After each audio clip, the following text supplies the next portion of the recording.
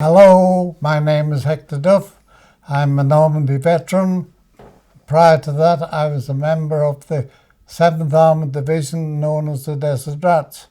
I was born in a place called Sulby, a little village in the north of the island in the parish of Falaise, and I was born on the 15th day of October 1919.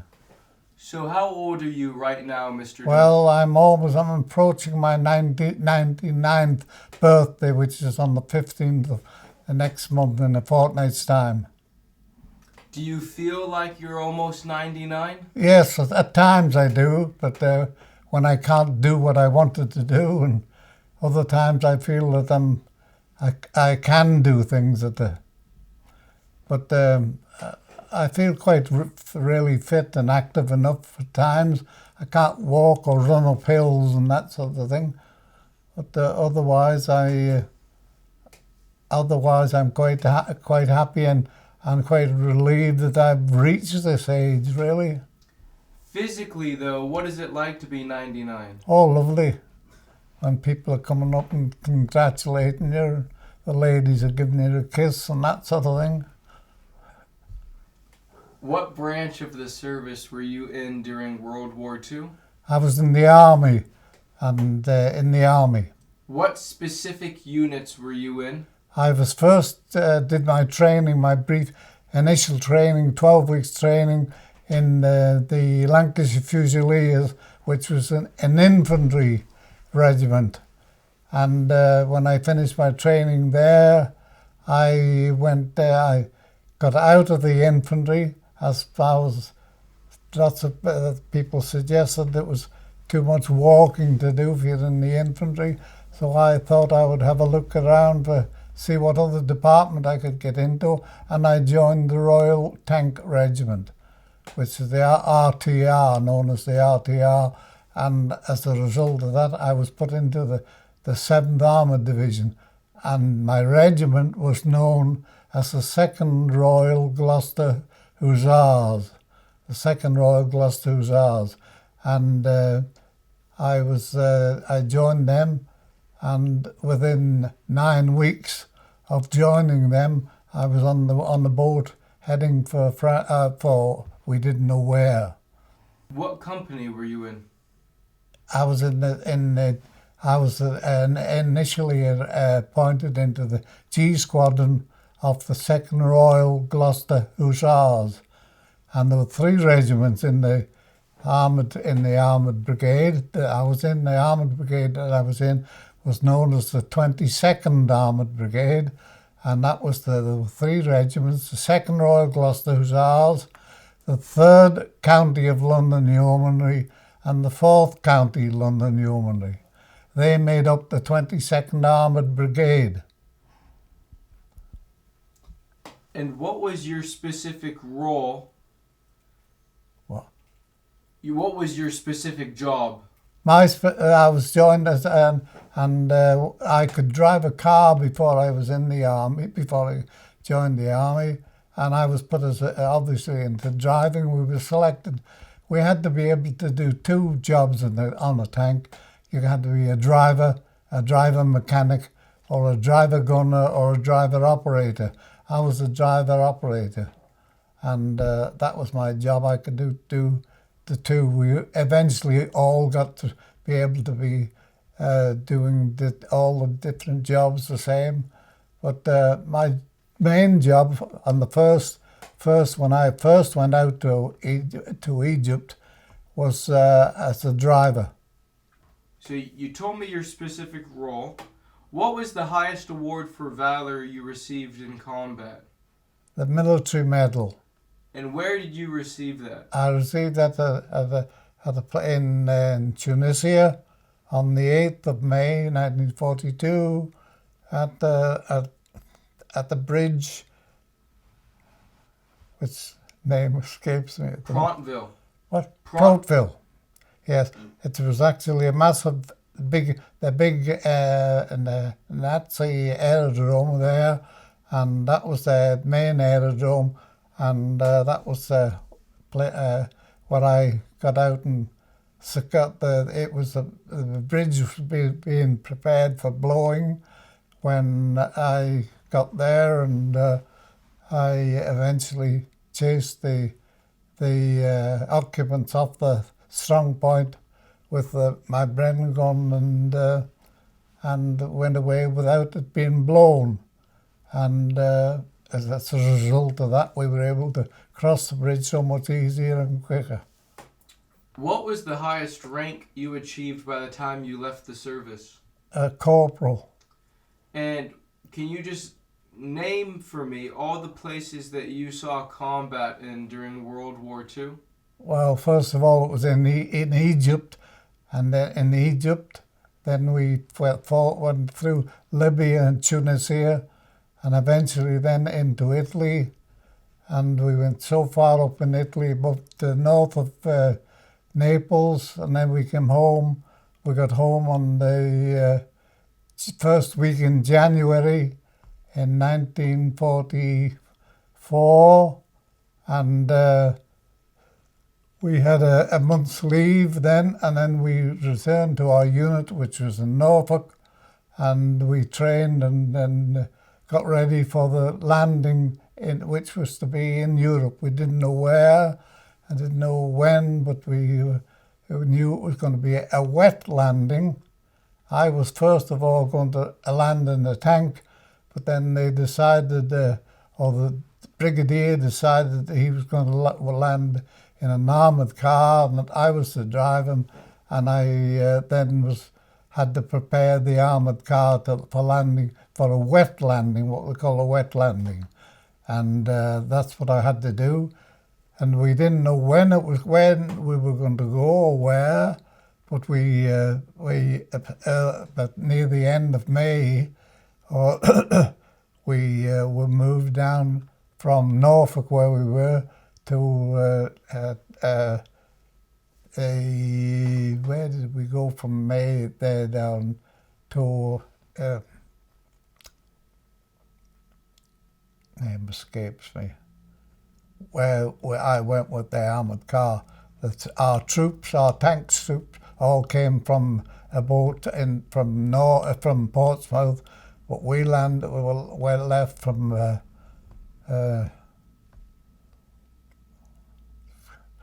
forgotten. It'll come back to you. Don't worry. Yeah. Just to continue though with the list of the places that you saw combat in. We then loaded up onto a very, very small landing craft. There were no tanks on it, just armoured cars, and we landed on there. Went out into the English Channel, and we waited there for 2 or 3 days in the worst weather possible. I was seasick most of the time, and the landing was supposed to be on the 5th of June, but it was eventually changed to the 6th of June to get the time weather to abate a little. And on the 6th of June, we said we were going to go, and we started off then, and we were told we could open our packs, map packs as they called it, and that would tell us where we were going to go. And the landing point was called the Normandy beaches, which the Normandy beach didn't mean a thing to me or to anybody, I don't think really. So we were busy looking through them, or trying to look through them, as our little boat was heading off towards France. I think we had about 15 to 18 miles to go. And we went through that, and as we were getting closer to France, of course, we could hear the shelling and the bombing and going on, and the continuous stream of planes, our planes flying overhead, bombing to bomb the beaches. And we eventually couldn't see what was happening and out over the top of the little boat we were on. But as soon as we got nearer, we were told to get into our armoured cars, warm them up, the engine warmed up, so it wouldn't stall when it went into the water. And then we could see the volume of ships that were in front of us, and coming back, even some that had landed before us. I didn't land until 1 o'clock in the afternoon. Our infantry had landed in the morning earlier than that, between 5 and 6 o'clock in the morning. So it was a little bit easier for us. When we got closer, we were being shelled at, because you must remember the Germans had been there for 4 years, so they knew every section of the beach, how far different things were, and they'd all their fire plan ready. We didn't know where we were landing, where we were going to land. So we had boats with anti-tank guns and that sort of thing on them, so that they could fire, and they had to fire tracing shots to try to find out where the enemy guns were. But all the time we were getting closer and closer, and as we did, we then came into the debris of the vehicles that had been there before us, and they were bringing men back, the wounded men back, and bringing more men out. And as we got closer, of course, we landed at 1 o'clock in the afternoon. The infantry landed in the morning when the tide was in, and as a result of the tide being in, it covered all the obstacles that the Germans had put there to blow up the ships that was coming in. But when we landed, of course, the tide was out, and as a result of that, it was a lot easier. The captain on the little boat that we were on, he could see where they were and could steer to avoid them a little bit. And but the sea there was an awful lot of dead and bodies floating around about, and they had a job to get through them. Unfortunately, couldn't avoid them all, but he did his best, and there were some people there ready to look after those, or as good as they could. They weren't being neglected, the dead or the injured or the wounded that were lying about. They were continually being picked up and put into body bags ready for transferring back to England again. So we eventually landed, we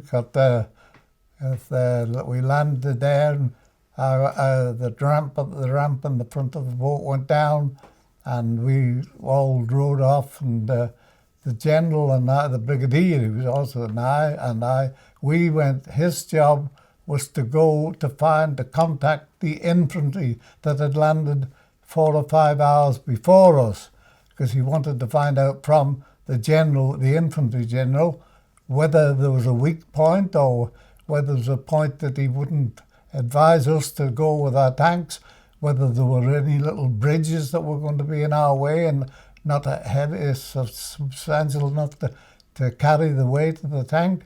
And that was his idea of coming on early on the armoured car instead of on the tank which he was detailed to drive. I then drove with him, and as we were going, and we had about 3 or 4 miles, I say to go through the beaches of Normandy and through the land until we got up to where the infantry general was, and he went. My brigadier went and had a word with him, and while he was doing that, I was de-waterproofing my armoured car, and then we started. When he got the information he wanted, we did a recce roundabout on the beaches, and it was well, not on the beaches, we were in about 3 or 4 mile inland by this time, and we weren't very popular with the infantry, because as soon as we moved about, we was created with the dust, and the Germans immediately put a shell fire down on where the dust was, or where they could see it. But we weren't being fired at by small arms fire. That's our rifles and machine guns, that they had all been dealt with by the infantry. And we went round, and reckon I have a good recce round about where we were, and then we eventually came back down to the beach again, or near to the beach, where we rendezvoused with our other members that had arrived, and their job was to look for a place where our tanks, when they arrived in the morning, could go and de-waterproof, because they couldn't fight for very long with all the waterproofing on them, so they had to go and get them de-waterproofed.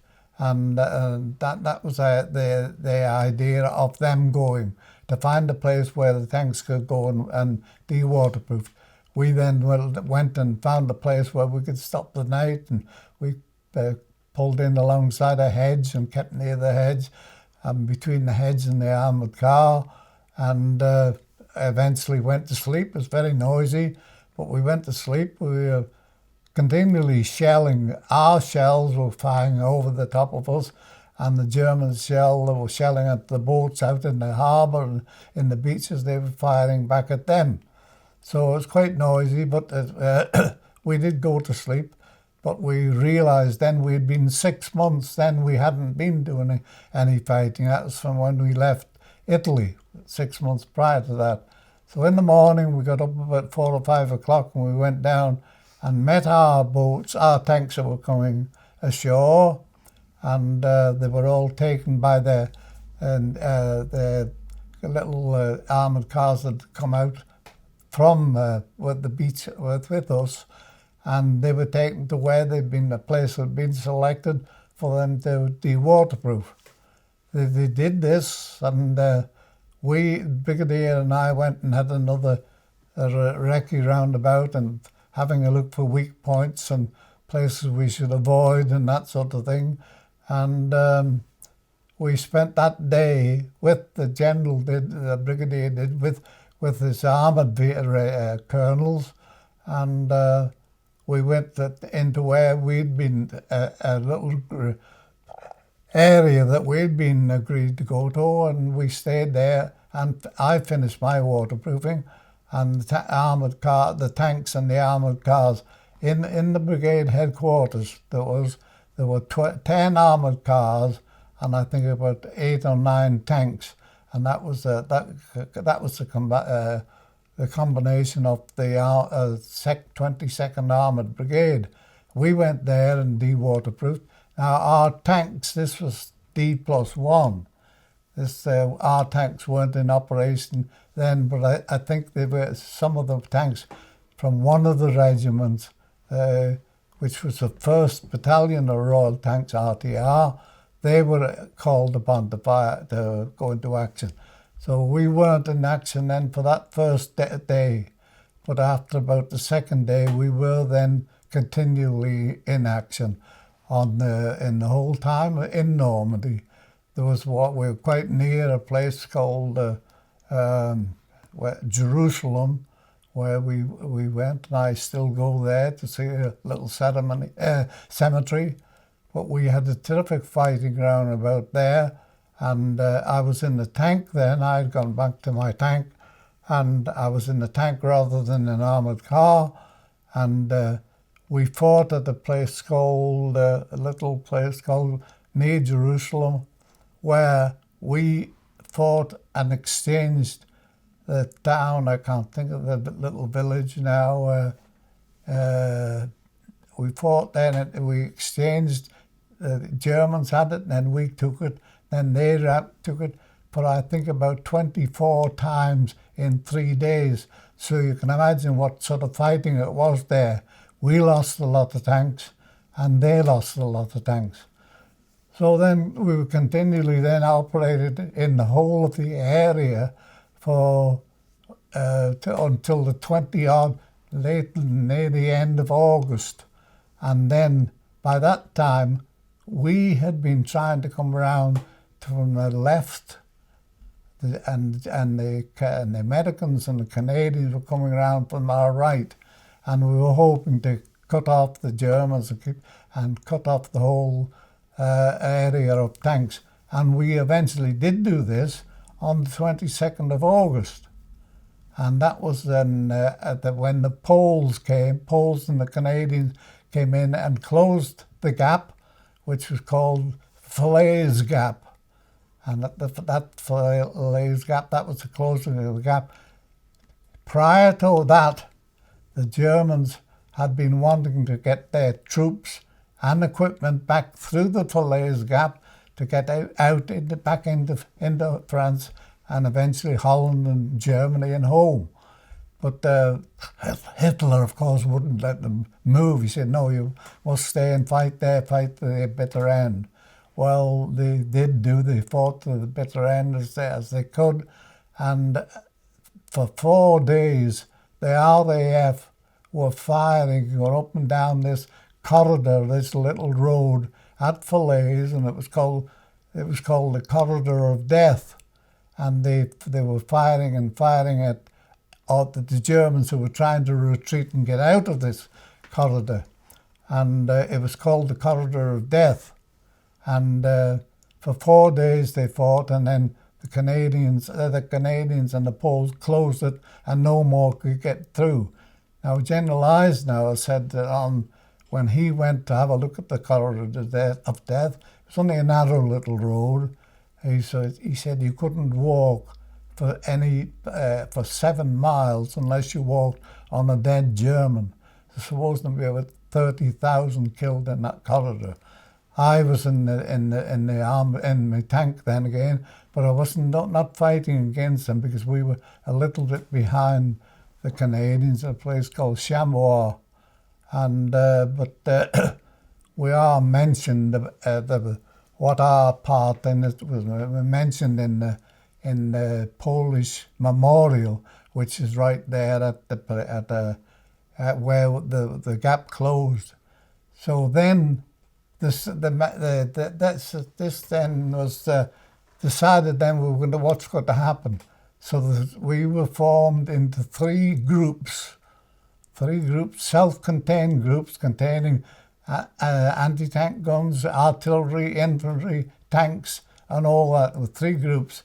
And we were going to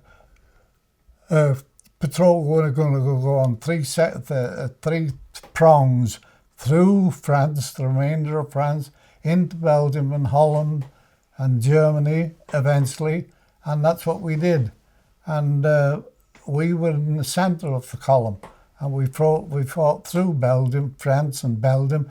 We actually relieved Belgium. There was a lot of indiscriminate little fighting going on, no big main battles, but our presence of the tanks being there sort of helped the Germans to decide that they couldn't do much about it, that they wanted to scarper and get out of the road and get back home into Germany, and which we eventually did. Got back into Germany, and we fought through Germany until and May the 8th was the day when we were told we weren't to fire at anybody unless they fired at us. So that's what we do. We didn't do. We just held what they called a holding position.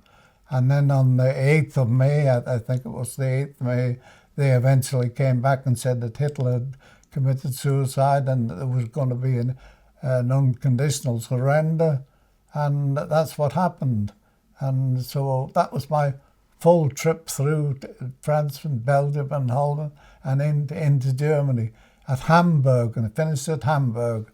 And we eventually pulled back out of Hamburg to a place called Itzehoe, where then our job then was to sort the Germans out into their various divisions for demob, because they wanted the Germans to back the various occupations, the bricklayers and plumbers and electricians, to go back to help to rebuild Germany. So that was as I say, a quick little resume through France and Holland and Germany. So, Mr. Duff, just before we continue, were you ever wounded in combat? Well, in combat, I was burnt, but that as a result of the tank being hit. That was in Italy. What happened? Well, I was taken out and back into the hospital, to one of the first aid units, and eventually in the hospital in Naples. I went into Naples Hospital, which was occupied by the American medics, And at that time, we'd been told that we were going to be home for Christmas of that year, which was 43. But we didn't get home for 43. We eventually got home in first week in January 44. And I told the American doctors and nurses, they were very, very good to us. I wasn't badly burnt, but they said, well, we'll get you home with your mates. So they did. I came home, but I did have bandages on my hands and my fingers. Some of my fingers were burnt. Can you please take me through the incident? Well, we were holding a point, and I don't know why the Germans must have they had a shot at us and hit the tank, and she went on fire quick. They go on fire very, very quickly. It was a Crusader. It wasn't one of the Cromwells. What do you remember about being in the tank when it was hit by a shell? I thought of trying to get out as quickly as you could. Now, when I was in a tank, I was eventually. We had three of the crew in the turret, and that's the gunner, the operator, and the commander. And there were three of us there, and we do have a little drill of how to get out quickly, and we reckon we could get out in 6 seconds before she go on fire. And I used to when I was a commander, they say the captain is always the last to leave. I used to let the other two get out first, and it's not always easily to get out unless you've got your two legs. Not a broken leg or anything like that, and if you can, we help each other and that sort of thing and get out. But it's certainly not easy to get out.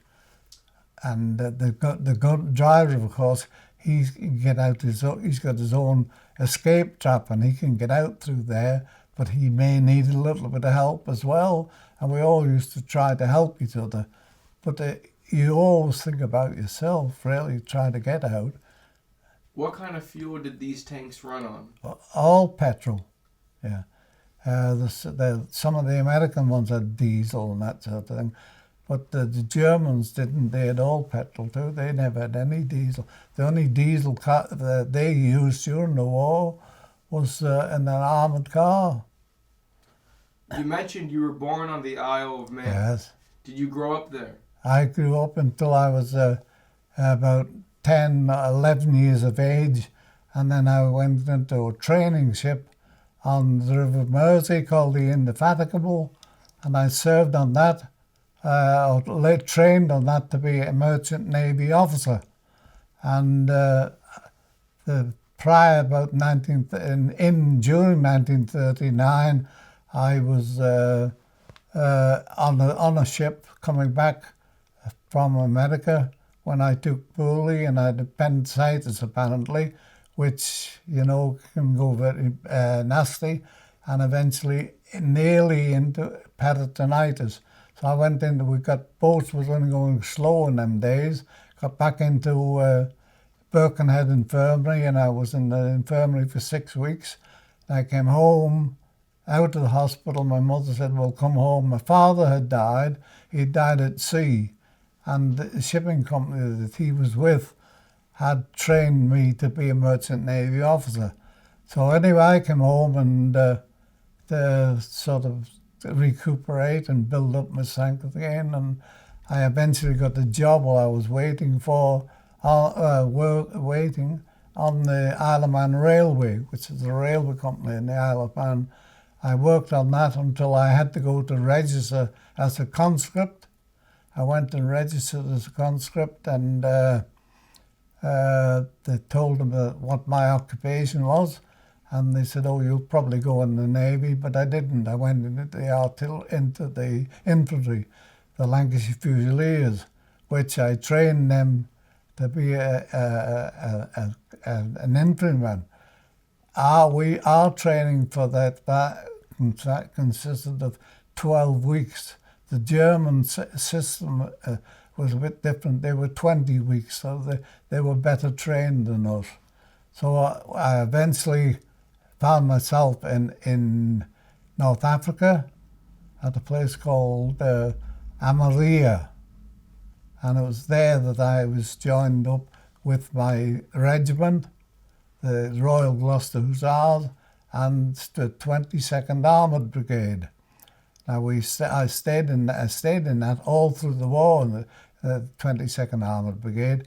Now the first day I went into action was on the 18th of November 1941 at a place called Madeleine. We went through the wire in Egypt from Fort Madeleine, and we we drove all the way, I think about 15 miles into Libya before we met up with any opposition. And the opposition was tanks of the Folgore regiment, the Italians, and we fought with them, and their tanks were much on a par with ours, and we fought, and I think we knocked most of them out without any loss at all until the following day or late on that particular night. We met up with the Germans, and we realised then that their tanks were much superior to ours. They had better armour, better ammunition and everything like that, and we suffered quite a lot of losses. But I lost the tank, and that the first day I was driving in the tank, and I lost the tank, and I was put into the usual place. What generally happens when you get knocked out of a tank, if you go back to what they call B echelon. There's the A echelon, and then there's B echelon. Now you go back to B echelon, sitting in a wagon until you're waited, till you're called or given allocated in the tank or whatever you're going to drive. So I was the following day, I was put into an armoured car. There was an armoured car, a vacancy in an armoured car, so I went into that. And we fought round then. This time we were fighting at a place called Sidi Rezeg, which was on the approaches to Tobruk. And our job was to try to relieve the Australians and British Commonwealth troops in Tobruk, and which we eventually did. We fought in them, but my armoured car I wasn't very involved in it.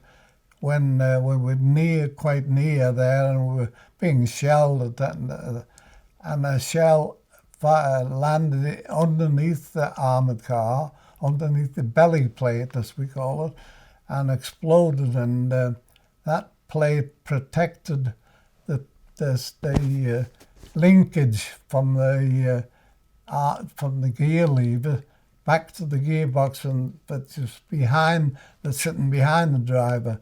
And when the shell exploded underneath the belly plate, it obviously buckled somewhere, and my driver couldn't get any, and the only gear he could select was reverse, which he did do that, and we were doing reverse. And I was on the radio to the squadron, and he didn't tell them what was happening. He told us make our way back to out of action and back into B echelon. And we were doing that, going back nice and gently, and in reverse.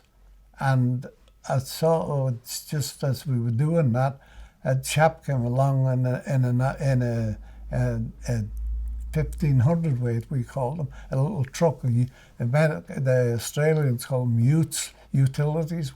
We call them 1500 weights. And he was standing with his head out through the little cupola on top of the thing, and he thought that we were facing the way he was going. He thought we were going in that direction, and he was shouting, that's good, follow me. And we weren't, we were going in the reverse direction. And we found out afterwards that was General Jock Campbell, who eventually was going to be made the general of the 7th Armoured Division. And but he got killed in a road accident.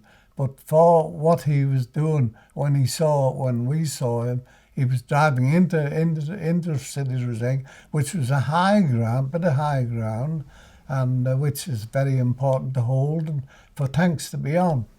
And he eventually got the Victoria Cross for that.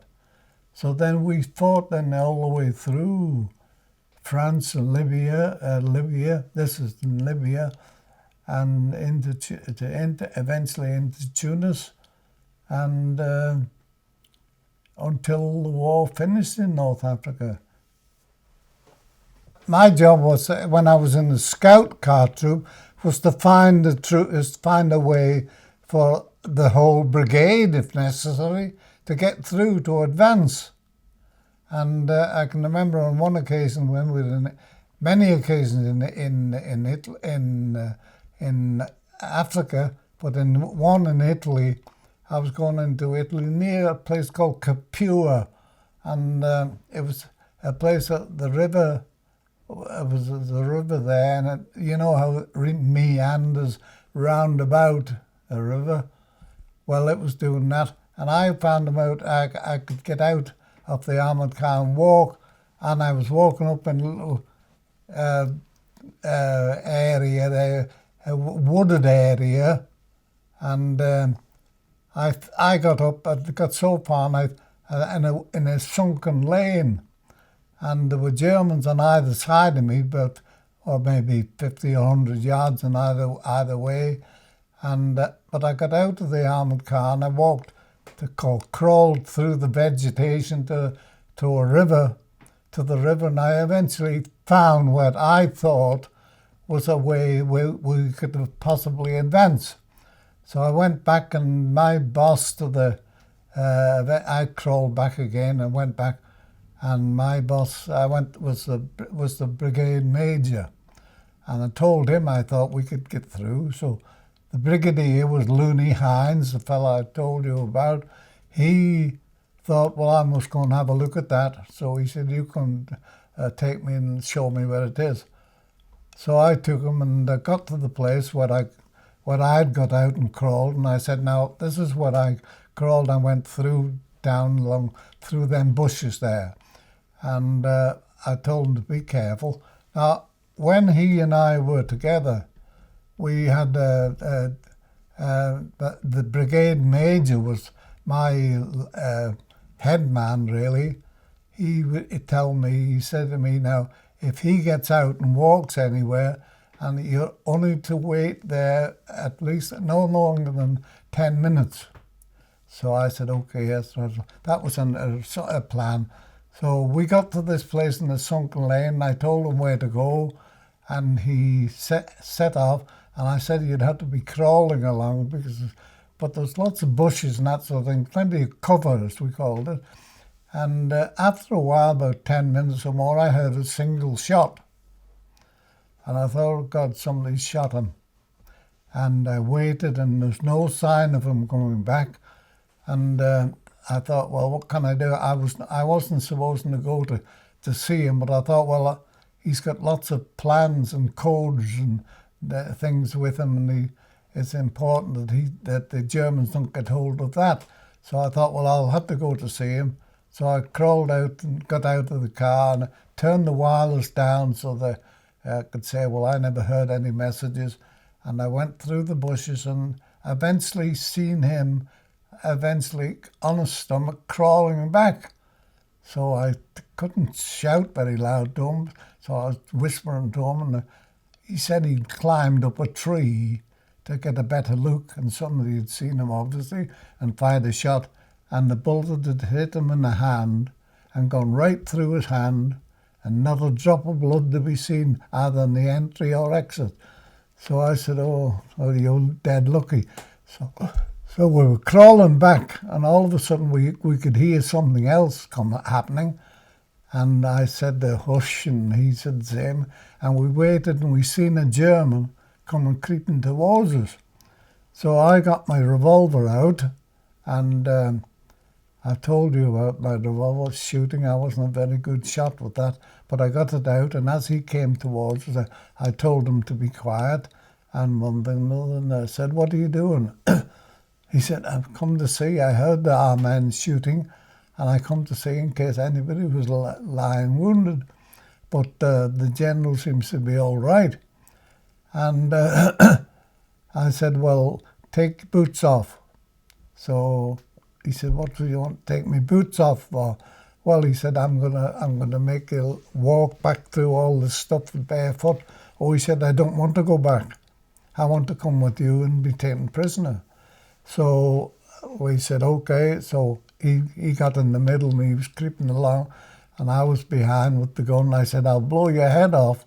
I didn't know whether I would be able to do that or not if you shout, because the others were on either side, Germans were on either side.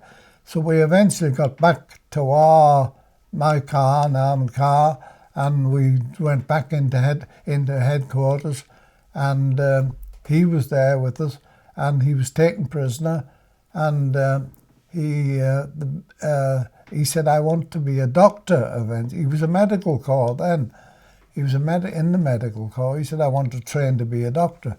So he went to Canada as a prisoner of war, trained to be a doctor in Canada, and then after the war finished, he was a doctor in Germany, had a practice in Germany, and the general or Brigadier Hines used to communicate with him, and for 2 or 3 years, I think I might have written to him or sent him a Christmas card, something like that, but I never communicated with him.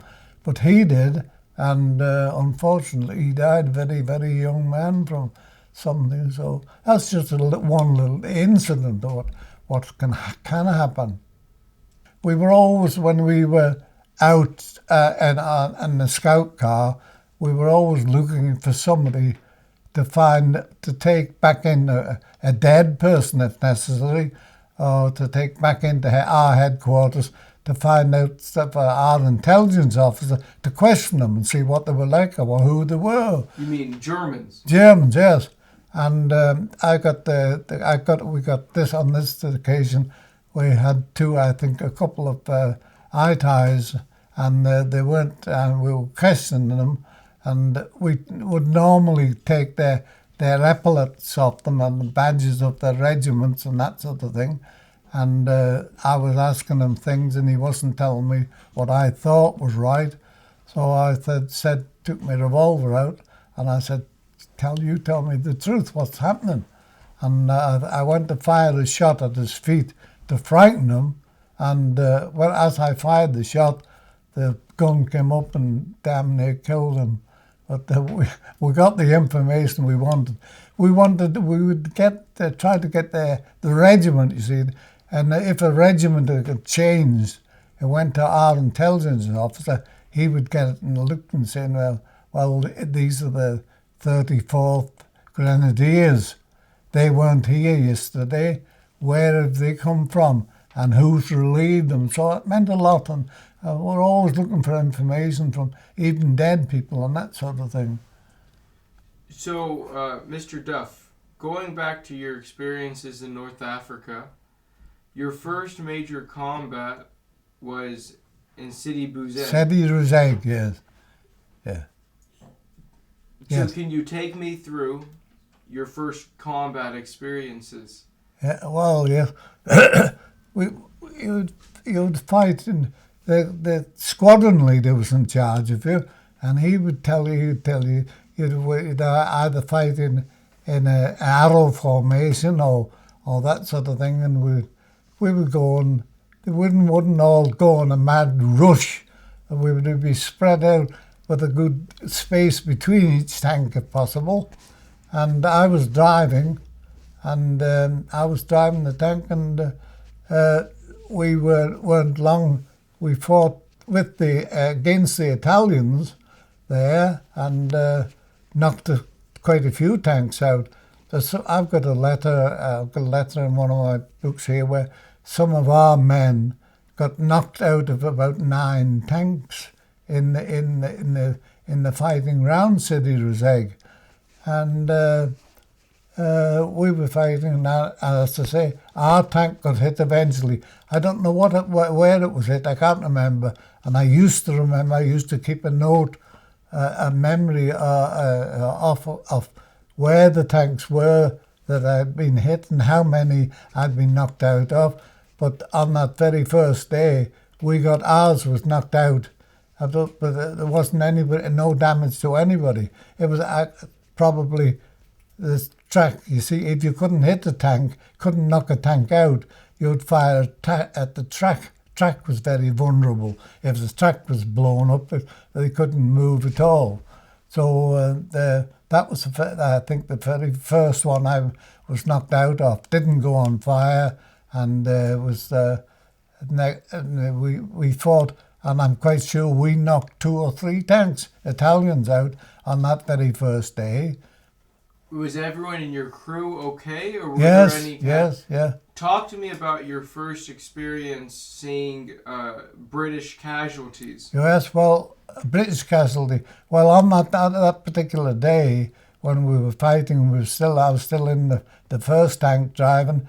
When one of our tanks that was with us was in a formation, either protecting our flank or our rear or something like that, and he suddenly did something, pulled out, and I started to swear and shout, and our officer was a man from Connie Carr, his name was, from Carr's Biscuits, and he was good. He was a good captain, and he was there, and I started to swear at this other tank, so he told me to shut up, and he eventually said to me, he said, "Listen, Duffy," I don't know what he called me, Duffy or Mac Duff. He said, "Listen, judge not your fellow man's decision until you put yourself in his position." And I always remember that afterwards, because I went to see when we pulled in for armory to get rearmed or something like that at night, or petrol or something. And I said, went to where Monty, I said, "Where's Monty's tank?" Monty's was in the tank that had veered away and went out of our formation. And his tank commander said Monty, who was Monty Rainbow, his name was.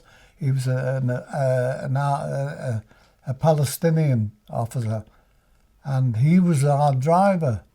And he was driving there, and a shell went through the side of the tank and through him and knocked his head off, took his head completely off.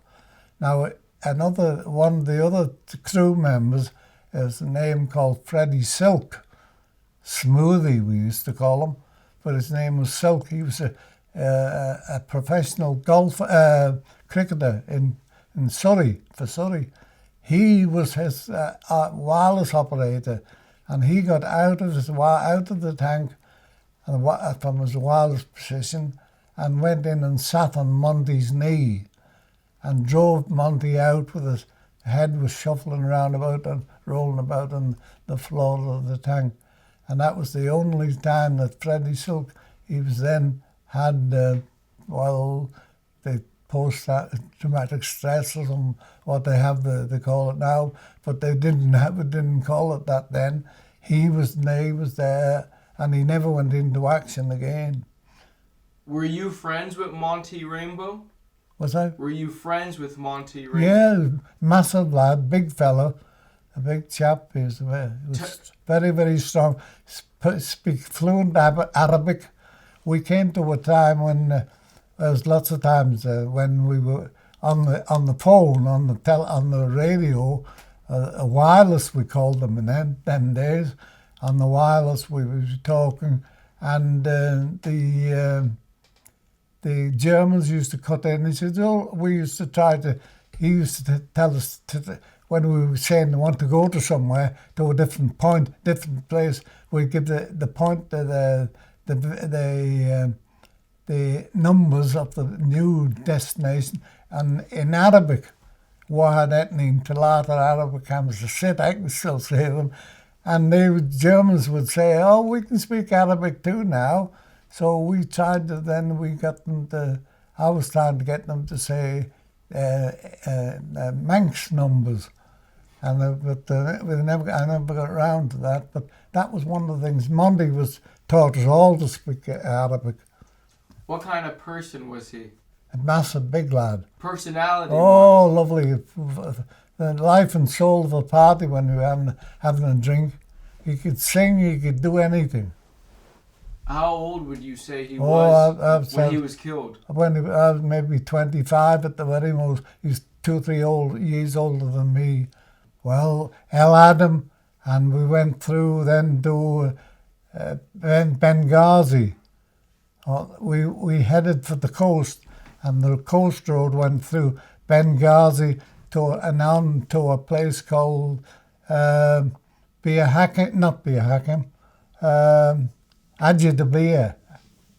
And that was a place where Rommel knew that he could stop us. We were attacking him then. He knew he could stop us. That was only a small little place, maybe about 12 mile wide. The sea on one side and the sand sea, the soft sand, on the other. So he put all his crew there. And when we went down through from Benghazi towards there, that's where we knew he pulled all his troops back to fight there. And he did. Well, by this time, our tanks had done quite a few mileage, and since we've been landed there, and you've got to do quite a lot of repairs, even to the gun. You've got to replace the gun if you do a lot of shooting. We were pulled back, and we pulled back to a place called near Derby. That doesn't sound right. But we were pulled back there, which was near Tobruk again. And we formed up there in Tobruk, and we're doing all our repairs when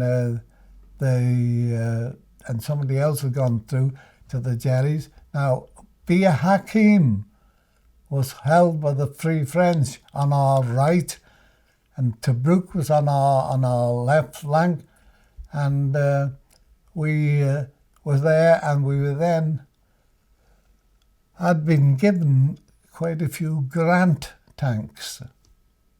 Now, the Grant tanks was supposedly going to win the war for us. It happened just after the Japanese bombed Pearl Harbor.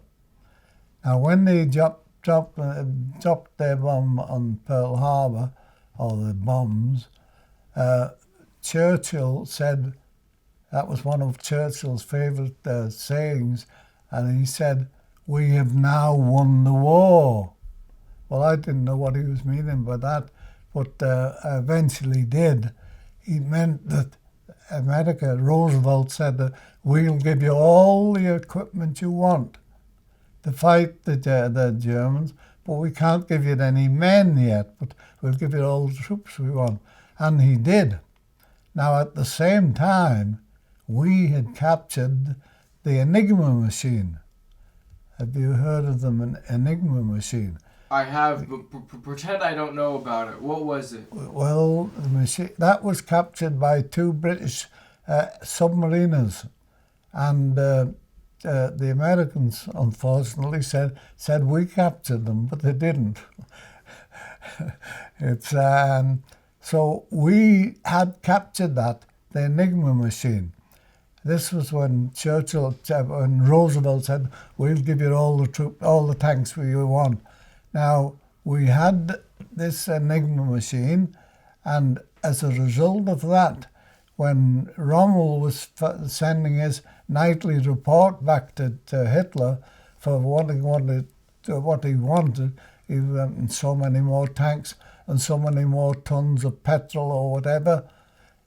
That was all caught on the Enigma machine, all trained on the Enigma machine, and sent to Bletchley Park, where it was decoded, and our Monty had at El Alamein, had all that information.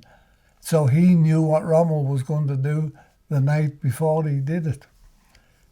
And he also knew that the reply was sent back to Rommel saying, yes, there'll be a boat coming into Tripoli or to Benghazi or the small little ports along the coast, and they were going to come in and they would deliver so many tanks and so many tons of petrol, and the RAF bombed every single one of them.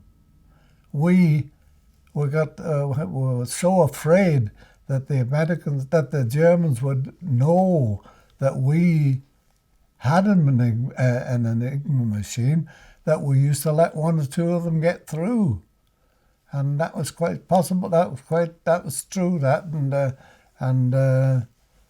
So Monty was at an advantage all the way through about that.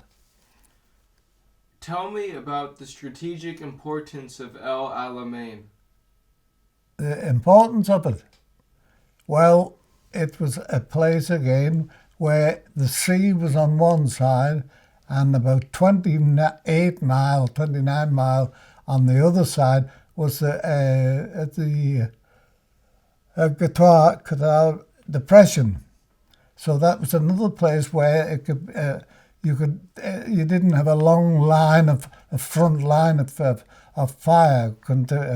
So we then we went back into prepared positions.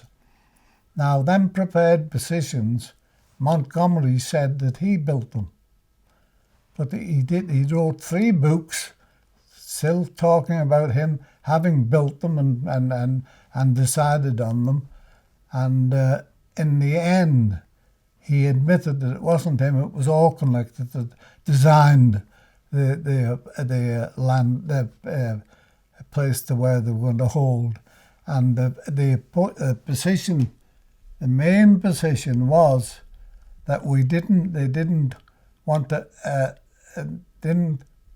they knew that Hitler was going to Rommel was going to try and get through that line, behind that line, go around the flank of it, as we called it, at a place called Halfa. And that's what he did. But before they did that, I was driving the brigadier. Then the brigadier was Pip Roberts, called Pip Roberts. I don't know if you ever heard of him. No, he was a wonderful little man, only very, very small. When he was so small, when he sat on his seat in the tank, his binoculars had him around his neck. He had a knot on it, so they wouldn't be rattling on the turret. And he said, right, Auchinleck said, had all the particulars where they were going to go at Halfa. And they had tanks there. All our tanks were down there, the 22nd Armoured Brigade, on the very southern edge of El Alamein. And they were all dug in, so that when the Germans came, as they did, they weren't fired on until they were right on top of them, and we knocked nearly all their tanks out. So many of them that they had to give up the attack that they had planned to get through to Cairo, and that's what won the war. That's won the Battle of El Alamein then. Not a thing there. Only 2 or 3 stray camels. Oh no, there was a station where the train used to come, but the station was only a little concrete hut. So is it all desert? Yes. So describe to me, what was the terrain of El Alamein? Well, there was a little shrub, as they called it, and bush and things, but sand, undulate, not flat, a nice flat area of sand. If sand was really hard and solid and that, you had to dig to get into it, to dig a slit trench and that sort of thing. And no, it was hilly, further back, not quite as far as Alamein. It was further back. There was quite a bit of hill land and good for defending. And Rommel was defending that. What do you... When when we fought at the El Alamein, our 7th Armoured Division was down at the bottom, at Bir Hakeim, it was called. We were at the bottom, and the Australians and the rest of them, First Division, First Armoured Division, were up at the north, and they attacked for about, they were about, I think, 10 or 12 days before we were then transferred up to the top, where the Aussies had made a gap through all the minefields, which were called Rommel's Garden, and we were pulled up through there and eventually broke through then on the 12th day. And Monty said, I told you it would take us 12 days. So I don't know whether he did or not, but he said he did. What do you remember about the fighting in El Adam? El Adam, that was another place. There was an escarpment. Down around El Adam was a big flat area, and on top of the escarpment there was a big flat portion. There was an aerodrome there, and I don't know who would be there.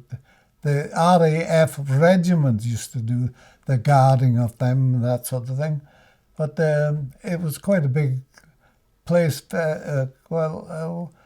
And we held it for a long time until we were pushed back on the second push, when we were pushed back to a place called, and it was called, where we were organised into self-contained groups, and we were in a group at a place called Knightsbridge, and I had some of the heaviest fighting I had all through the desert on a place called Knightsbridge. What happened? Well, we were there sort of in, and the Germans were coming, attacking with heavy close. They got in a lot closer to us than we could, and fire at us than we could. I would say we lost an awful lot of men. I think I might have lost a tank or two there myself, but I can't remember. I used to try to keep a count and a memory, but we didn't have any things to. Some people had little diaries and that sort of thing, but I never. I did have, but if you lost a tank, well, you lost your diary and well. Talk to me about the living conditions in North Africa. Yeah.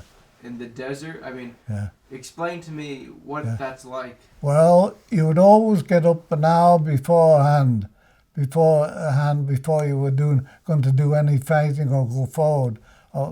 And that was called we'd all be there looking and waiting to see whether the Jerry was going to attack you. And we would be there hoping then that we could, if nothing came, we would get a sit-rep, as they called it, a situation report. One man would have to go, one of the squadron would go, and the rest of them would start to get yourself your nosh. Now, food-wise, there's many occasions on the desert when we fought that we would live on corned beef, bully beef as it's called it, corned beef and biscuits for breakfast, dinner, tea and supper. We had no fresh veg at all, nothing like that.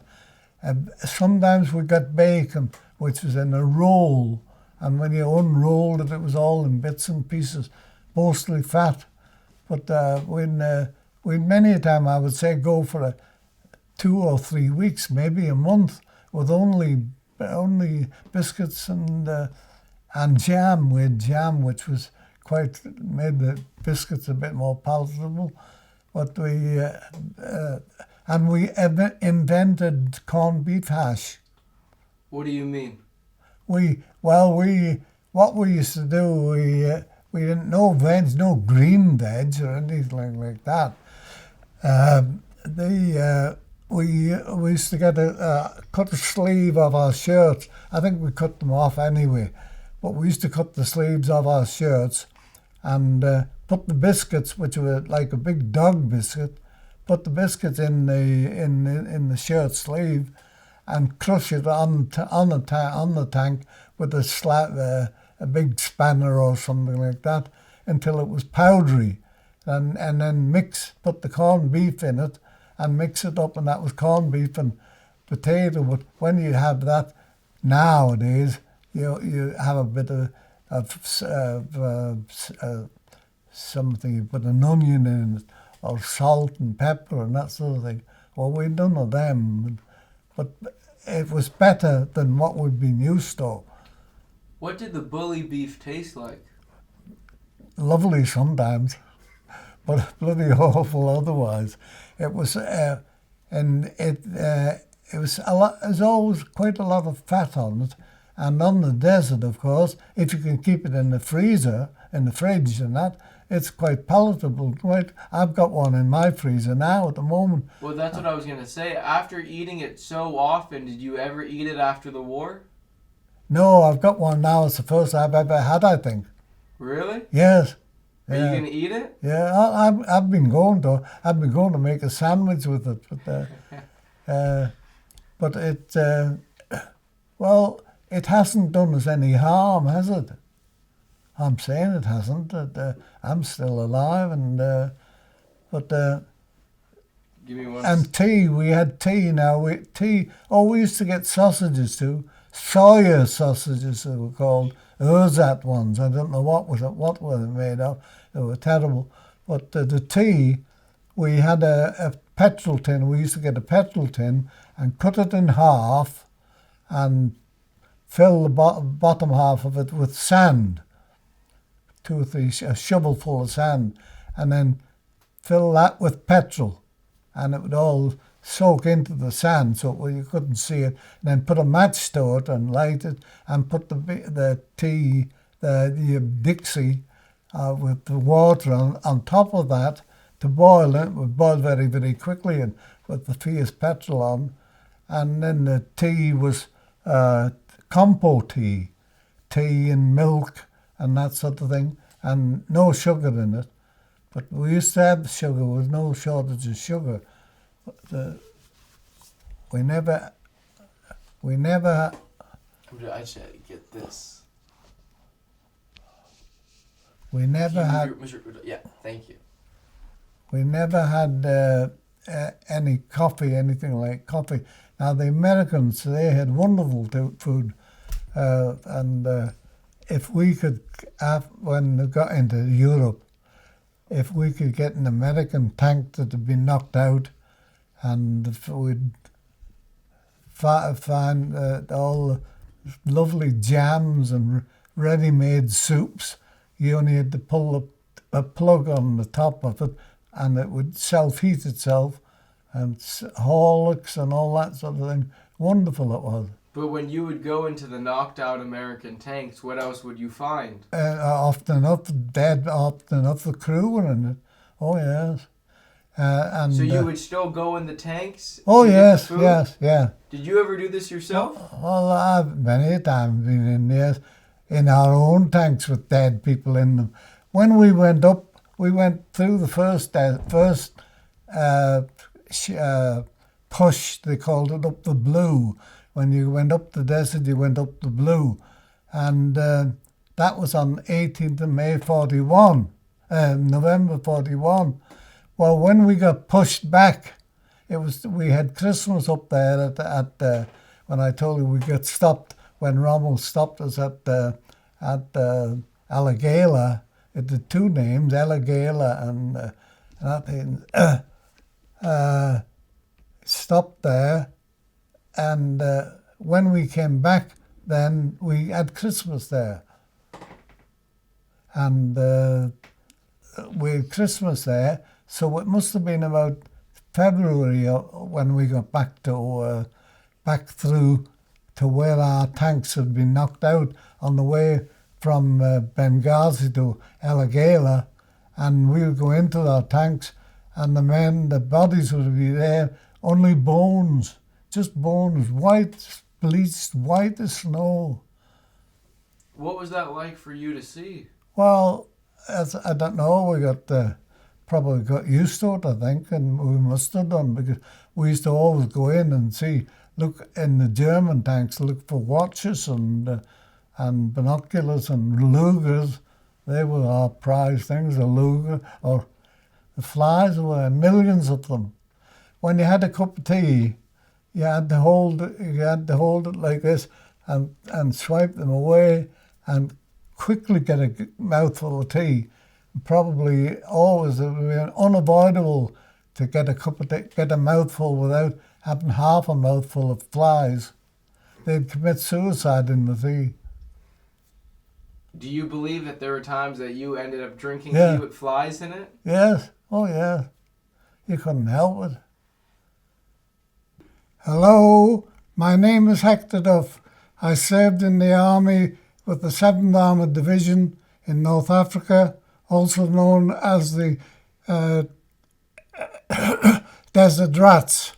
And I'm now going to read the citation for the military medal which I was awarded during that time. The Ministry of Defence, Room 3129, Block 7, Wellington Barracks, Birdcage Walk, London, Southwest, Southeast, 5 HQ. The military medal, number 3459768, Trooper, Acting Corporal Hector MacDonald U. Duff, Royal Gloucester Hussars, RAC. This NCO is the brigade commander's scout car driver.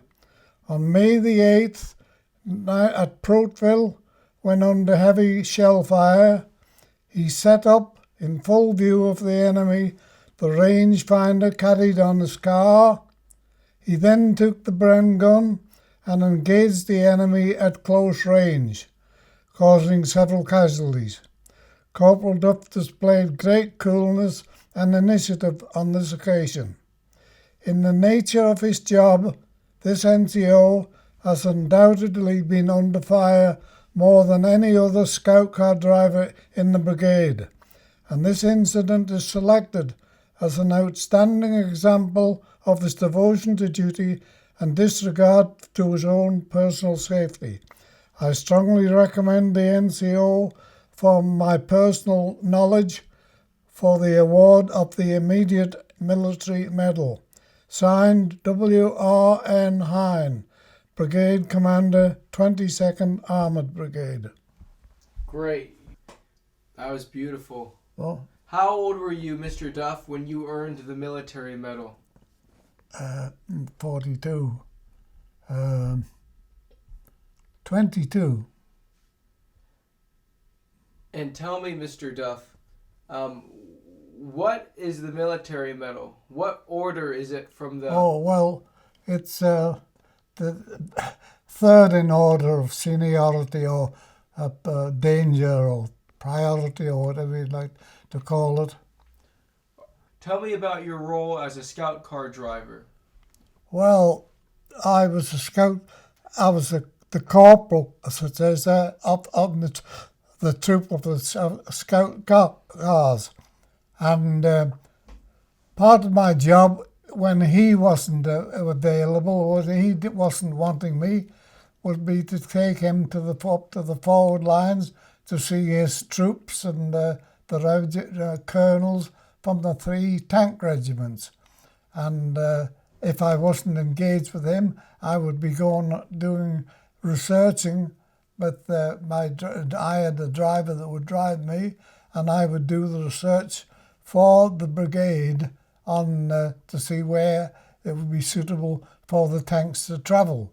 And if it was suitable, I would give the okay. If not, I would not. Otherwise, I would be at his command, and I would go back and pick him up at our tactical headquarters. This is where he would be in his command tank, and I would pick him up and he would come with me, and we would go and to wherever he wished. And just tell me, it says that you were at a place called Protville. Yes, that was approaching the quite a big Nazi airport on the road in nearly leading into Cap Bon. And describe to me, what did Protville look like? Well, there was a scattering of houses. The houses we were in Tunisia, and it was quite a very, very big airport, and it's quite a big expanse of troops there. And I was quite well when we arrived there first at the bridge. I could see that it was being held, or the troops were there trying to blow the bridge up, one or the other. So I decided to get the artillery informed as to where they were. That's why I got the rangefinder out, and I put the information back to our headquarters. And while I was waiting for them to fire, I thought I would go and hurry them up a little bit. So I ran towards. I had about maybe 20 or 30 yards to run to where they were, the German defenders at the bridge, and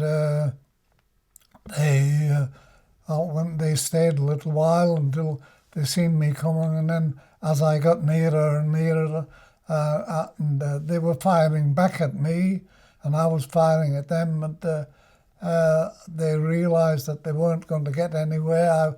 They weren't able to hit me, or they hit me, and my bullets were getting closer to them, so they decided to surrender those that were still able to. Several of them were not. Well, they were lying, obviously dead or been hit and wounded in some place. Did anyone else help you in this No, attack? no. It was a one-man attack? Yeah, yes, I was by myself, yes. Yeah. How many Germans were there? I would say maybe 10 or 12, quite enough. I would say a whole section of a gun. They had a gun there, but I think they were mainly there to try to blow blow the bridge up to prevent us using it. And how many would you say were hit? Oh, at least half of them, probably more. Probably more. I hit more than I missed. They would soon fall down when a Bren bullet comes in your direction. And no, they were quite easy to tell that they were no longer capable of defending themselves or attacking me. Were you firing from the hip, or did you put a bead on them? No, you're carrying it from the hip, yes. It was too heavy to run with it, with me up to my shoulder. So I carried it firing from the hip. And you can see every third bullet is a tracer. And that, of course, I could see where it was going, whether I was missing or whether I was hitting them or what. Oh, I was hitting them, yeah. But when you're running and carrying a Bren gun, it's not heavy, but it's certainly not the lightest of guns. And you sort of move it about to try to get it into a spray. You move it about rather than keep it on one particular angle. And so the Germans who were not severely wounded or killed, they surrendered? No, they got away. Because by that time I was away from my car, and I couldn't, by the time I'd get back and chase them, they'd disappeared. They had transport maybe 50 yards away, and they got into the transport and disappeared. But they hadn't blown the bridge. So that was made it easier for our tanks that were coming behind to cross the river. Were there any other bridges in that area? No, in fact, I hadn't seen a bridge in Tunisia all the time we were going up through. Although there was quite a few streams and rivers and that sort of thing about.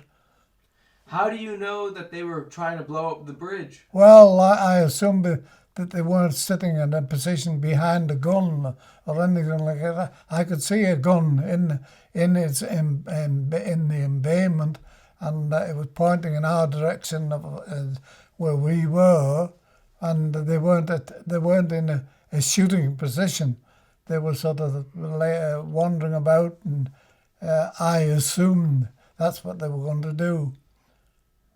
On the 18th of November, 1941. Well, that's when we attacked the Italian armours, and I was driving a tank, a Crusader, which had the driver had the opportunity of firing a Beezer gun, and you could fire the gun when you were travelling and that sort of thing. And that's when I fired my first shots there. And what happened? Well, it's obviously you were hitting people. Otherwise, you didn't get the opportunity of deciding what you were going to do. You had to do something quickly. Either if you weren't going to fire at him, he would fire at you. And so that's quite a simple answer to the question, really. You must fire quickly or think quickly and say, well, I'm going to fire or get my shot in before him. But what do you remember specifically about the Beezer gun that you were firing, and the Italians? What were they doing as you were firing at them? Like, well, they were firing back, but I can't say whether their gunner was firing a machine gun or not. But certainly their gunner in the tank was firing an anti-tank shell at us and others. Okay, so the Italians, it's not infantry that you were firing at, it's a tank. Oh, yes. On many occasions, particularly later on the exodus from El Alamein, when the Italians and the Germans were trying to escape and get away. And,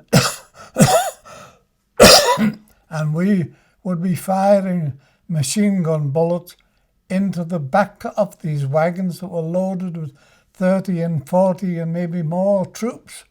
And they were either going on fire or turning over, and we knew very well that very, very few casualties would remain from them. And we just kept doing it and firing at the wagons as they were going, trying to escape. How far away would these wagons be? Well, maybe 20 or 30 yards, 40 yards. We were sort of in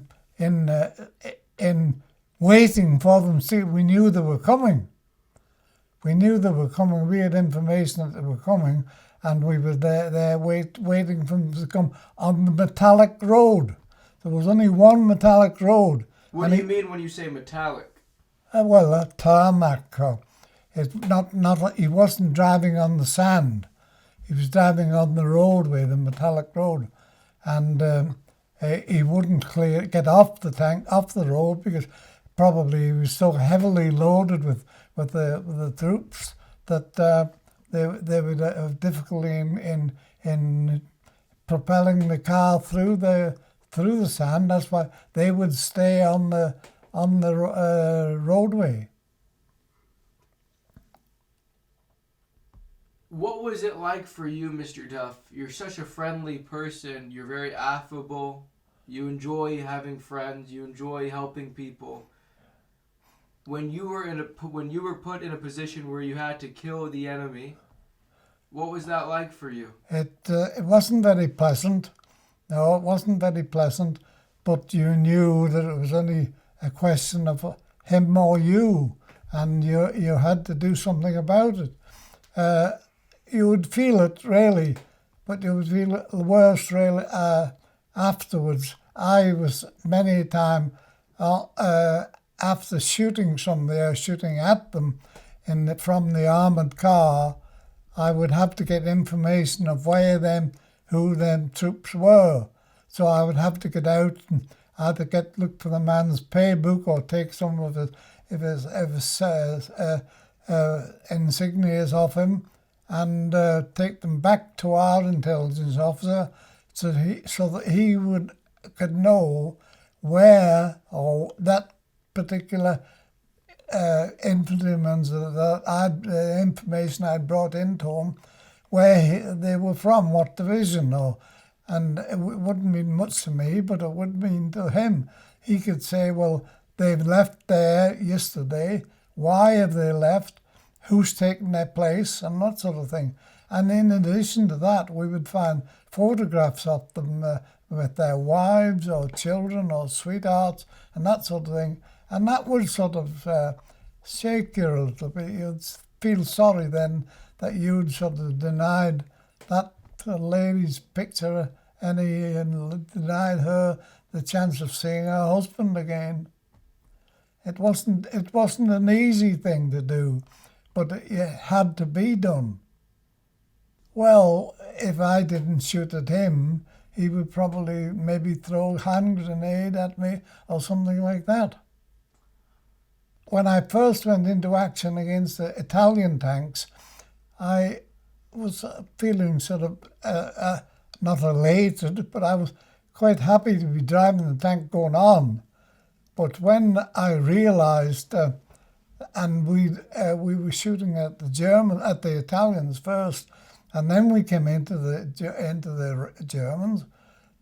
When I realised that they were shooting at us, and they were better equipped with the larger ammunition, stronger and more powerful ammunition.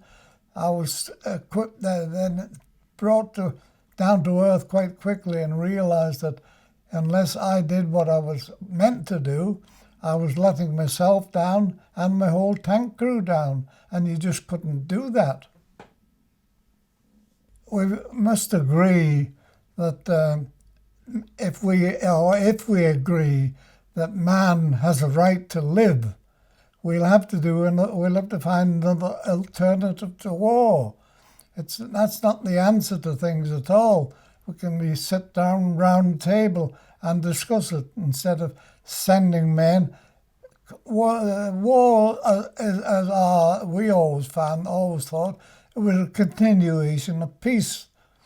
The politics of the continuation of peace and in the war, and it shouldn't be decided like that. It shouldn't be decided by 2 or 3 men around the table who got the ability or the power to send men into action. And once you've been into action, you're never ever surprised that we're always surprised rather that you've outlived yesterday. You're never sort of clear. You can never think to yourself, well, that's me finished now. I'm all right. I'll be all right tomorrow. We never thought that at all. And I would always think that I was always as frightened or as scared going into action on the first day as I was on the last day. You never get used to it. If somebody says they are, I don't think they're telling the truth. They were the German Wehrmacht, not the German SS, the German Wehrmacht. And we had lots of gentlemen's agreements with them that we wouldn't fire at them, for instance, if their tank had been hit and they had trying to escape out of the tank. We had a gentleman's agreement that we wouldn't fire at them as they were trying to escape. They might have been wounded, and that we thought it was wrong, really wrong, that we should be firing at a man who's trying to get out with only one leg up, the other leg broken, or his arm, only one arm to hold onto the side of the tank to help him to get out, and then we go shooting at him. And we thought it was wrong. But of course our officers thought differently, and they said, no, you must dispose of them. They've got to be stopped from fighting in another case against us tomorrow. And so tell me, when you would go, you mentioned, you have to fire at the enemy because they're the enemy, and it's either him or you. Yeah. But after you fired at the enemy, you would have to go to their bodies. Yes. And what were you looking for? For mainly for personal, from our personal point of view, for a camera or a watch, a bit of booty, for that sort of thing.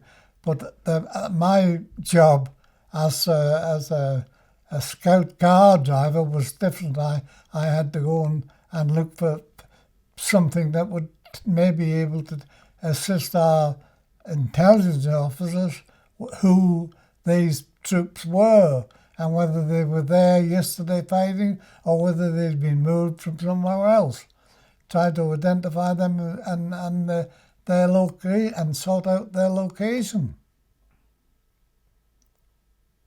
That after 2 or 3 days, we were there. I was there in the army for nearly 6 years, and it got to be that it was just sort of part of what you had to do, and you knew if you didn't do it, your superior officers would have something to say about it. But you could always feel a bit sorry for them. But if you had seen another of your tanks or scout cars knocked out and maybe an hour or so beforehand and gone up in flames, and you thought about, well, my mate is in that there, and you would be angry. You would be like wild animals. You were impulsive. Then you would fire. People would do odd things that you wouldn't normally do. What do you mean? Well, they would. I've seen officers going at tanks with firing a revolver, knowing perfectly well there's no chance of hitting it, but they knew that their pal had been knocked out in a tank in the morning or a couple of hours beforehand. So what would happen to those guys running at the tank with the revolver? They would soon be disposed of by the crew in the tank. Yes, the German crew, yes. Did you actually see that happen? Oh, I've seen, yes. Seen many times. Other things like that are very, very heart-rending. I mean, it may be one of the crew has had both his legs or one leg shut off when he's in the tank. He can't help himself to get out. The driver is another. He may be pinned into his seat with both legs broken or arms broken, can't get out. He's got no other option. There's only one thing he can do, and that's to shoot himself. That's the only option he's got. If you got sitting in a tank in the front and the back end is on fire, blowing up, what are you going to do? There's no way, nobody can go towards the tank because the ammunition will be exploding and that sort of thing. And if the Germans see somebody running towards one of the tanks, they'll think, well, they're going to help their mate out, and they would fire at the people on the ground that were going to help them. There's many a person that I can't say how many I've seen, but I've seen and heard them having to kill themselves and there's no way of getting out of a tank that's burning and blazing up, ready to go on to start exploding tanks, ammunition and that sort of thing. And the only alternative they have is of disposing of themselves. You'd hear the revolver shot. Every tank man has a revolver. They don't have a gun, they have a revolver. It's not a very nice thing to talk about, but that has happened, and I'm sure it's happened to Germans thousands of times. That would be the worst, I would say, when a man is injured and you know he can't get out, and you can't go and help him. It's a tank on fire. It's a terrible fight. You can't get within yards of it. And if he's full of petrol, he maybe started out in the morning with a full load of ammunition, and that starts exploding very, very quickly. Once it gets a bit of heat in, and you can't get near it. And you've got to think about you think about the chap that's inside. You may know him, you may not know him. But the same thing happens about infantrymen or the wounded. We can't get that. You can't get out of a tank, get down to help somebody that's wounded, lying on the ground that's wounded. You've just got to hope that somebody else coming behind will do that.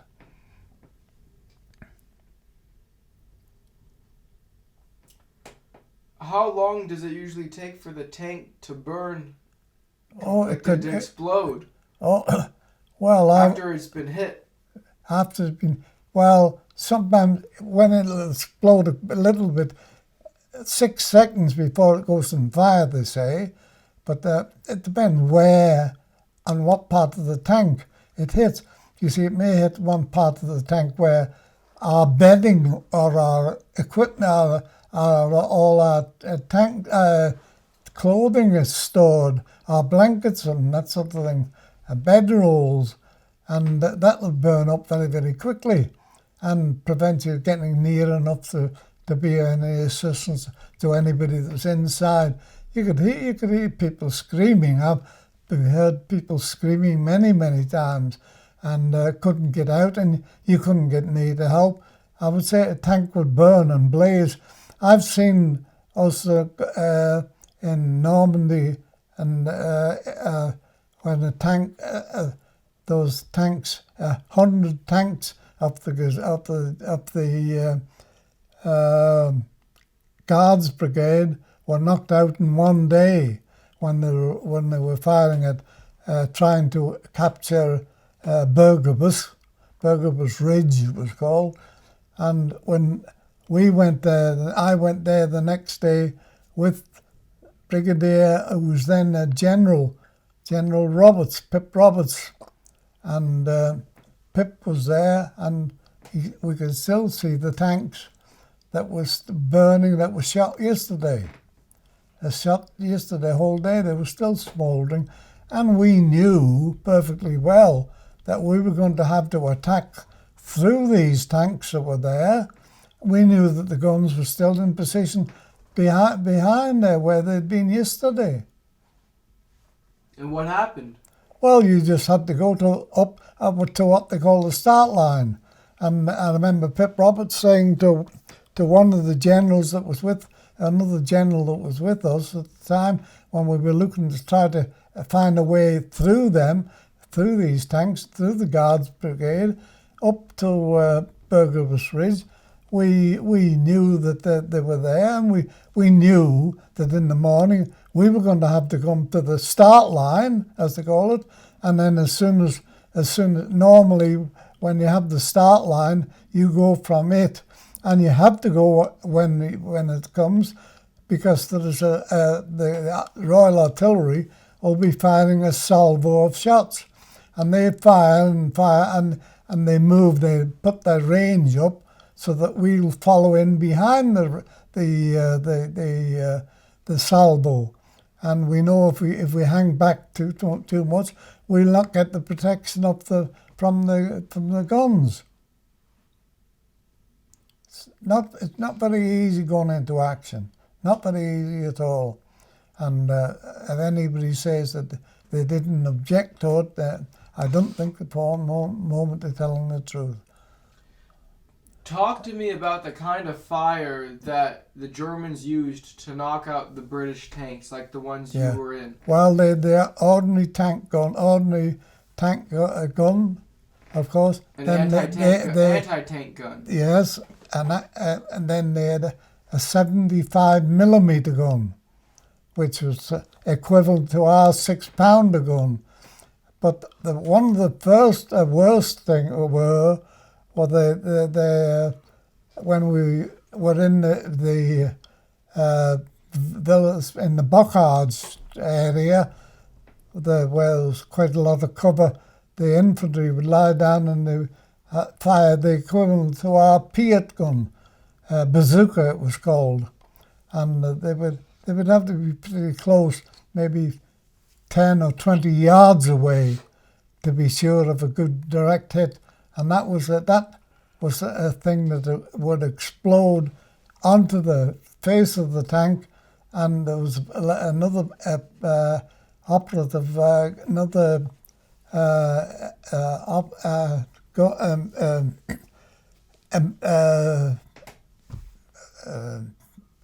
another something, an explosive that would go off and blow a hole in through it. Then it was a second explosive, second charge. That was a Piat, not the Piat. We had the Piat. They had the bazookas, but they were very, very, very effective when they fired. But they had to be pretty close. They had to be pretty close to fire. I had never been hit by a bazooka. From your point of view, what does it look like when a British tank gets hit, and what usually hits it? Well, what it looks like is like a dragon with a flame, a mouthful of flame coming flying out of it, and it's something that you can't look at. Really, you can look at it, but it's indelibly impregnated or into your mind, and you'll never ever lose it. That you're immediately thinking, you know that you can't continue moping and thinking about your pals that may be in, they could be your brother, but you can't think about that, because otherwise when you're doing that, you're forgetting to be doing what you should be doing. Like what? Well, if you're in the tank of driving, or if you were a commander, if you're an operator, you'll be maybe taking an operation a note down to give to your commander to tell him about something. There was always something to do. Now you were a driver of the tank. Yes. Tell me about your limited view as the driver of a tank. Very, very limited, really. Yes, very limited. But adequate, but because you always got a shout from the commander if you were going offbeat a little bit. The Battle of Gazala was when we had retreated or retired. We'd come back from El Alamein, and we formed a defence line there at Gazala, and we were protecting or trying to protect our troops that was still in Tobruk. And another thing, Germans, we could see that by getting into, if they were going to come, Germans were going to come any nearer, they were going to attack us. And that was the first battle that we'd used Grant's, a Grant tank with the second 75mm pounder gun on it. And we had to form a line of defence or to get the Free French out, and which we did. Most of them got out from there, and it was then that we then formed into defensive blocks. We'd never done that. The Germans did, but we'd never done that. But then we formed this defensive block, which was a full range of troops, infantry, anti-tank guns, anti-aircraft guns, and tanks and support signals and everything like that.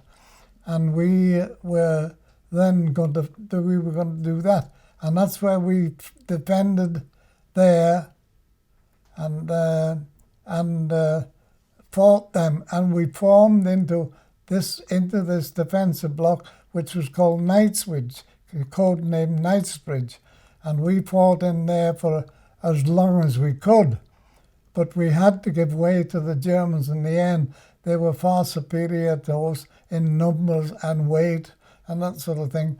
And it was then that they broke through and forced us back further towards El Alamein, or many miles from El Alamein, but they forced us back so that they were able to go into Tobruk and fight and take the South African troops that were still there, capture them and capture Tobruk.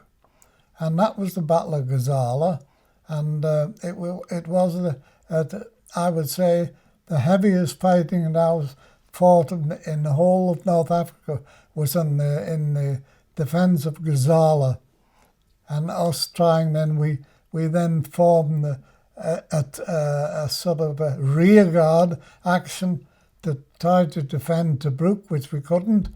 We did hold them up a little bit, but we couldn't stop them capturing Tobruk. And eventually we came back piece by piece until we eventually got into El Alamein, which in the prepared positions that had been prepared by General Auchinleck.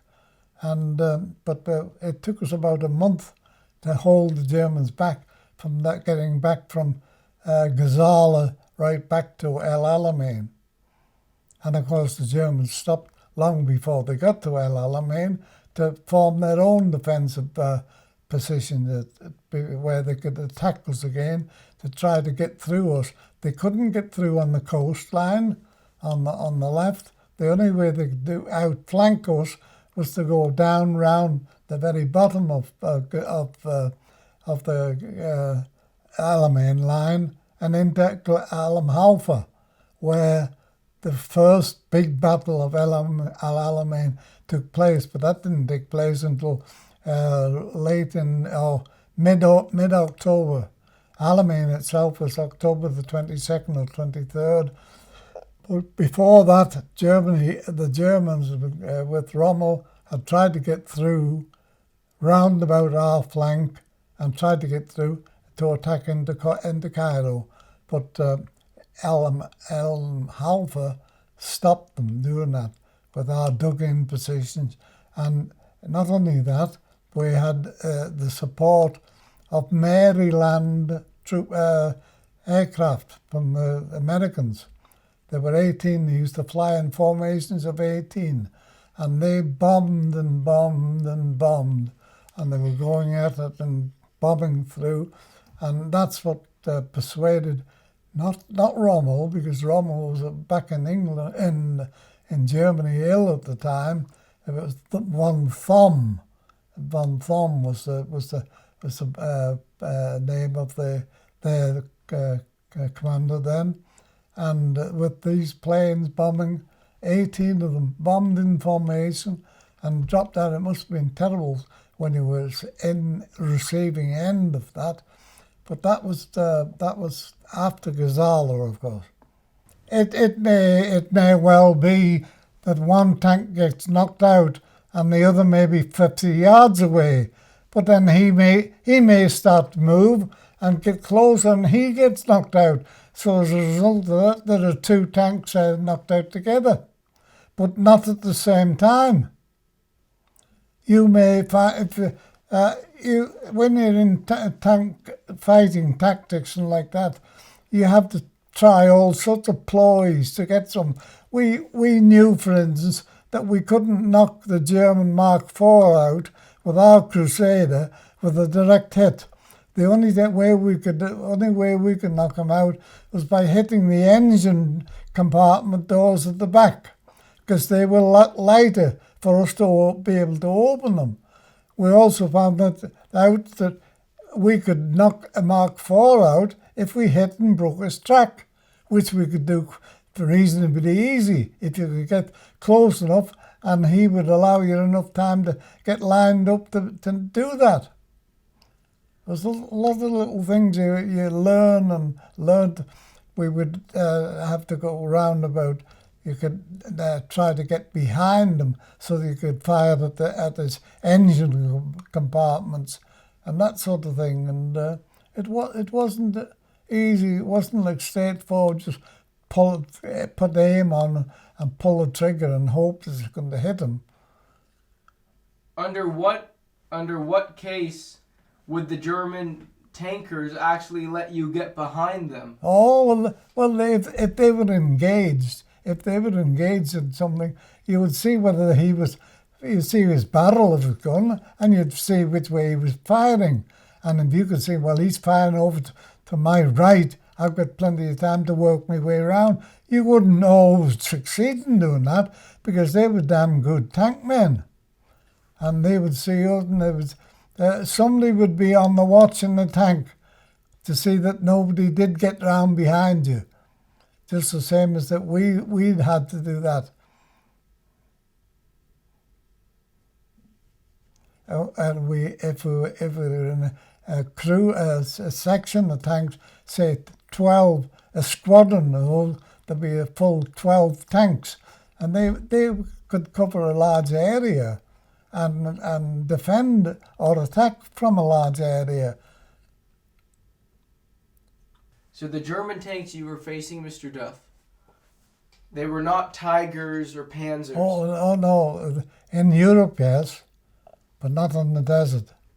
Why not? I've got a photograph in one of these books of the first Tiger tank that was in Africa, but we never had them there in North Africa at all. So the tanks that you were fighting were Mark IV? Mark IVs, which is just as good. It is? It had a long barrel 75.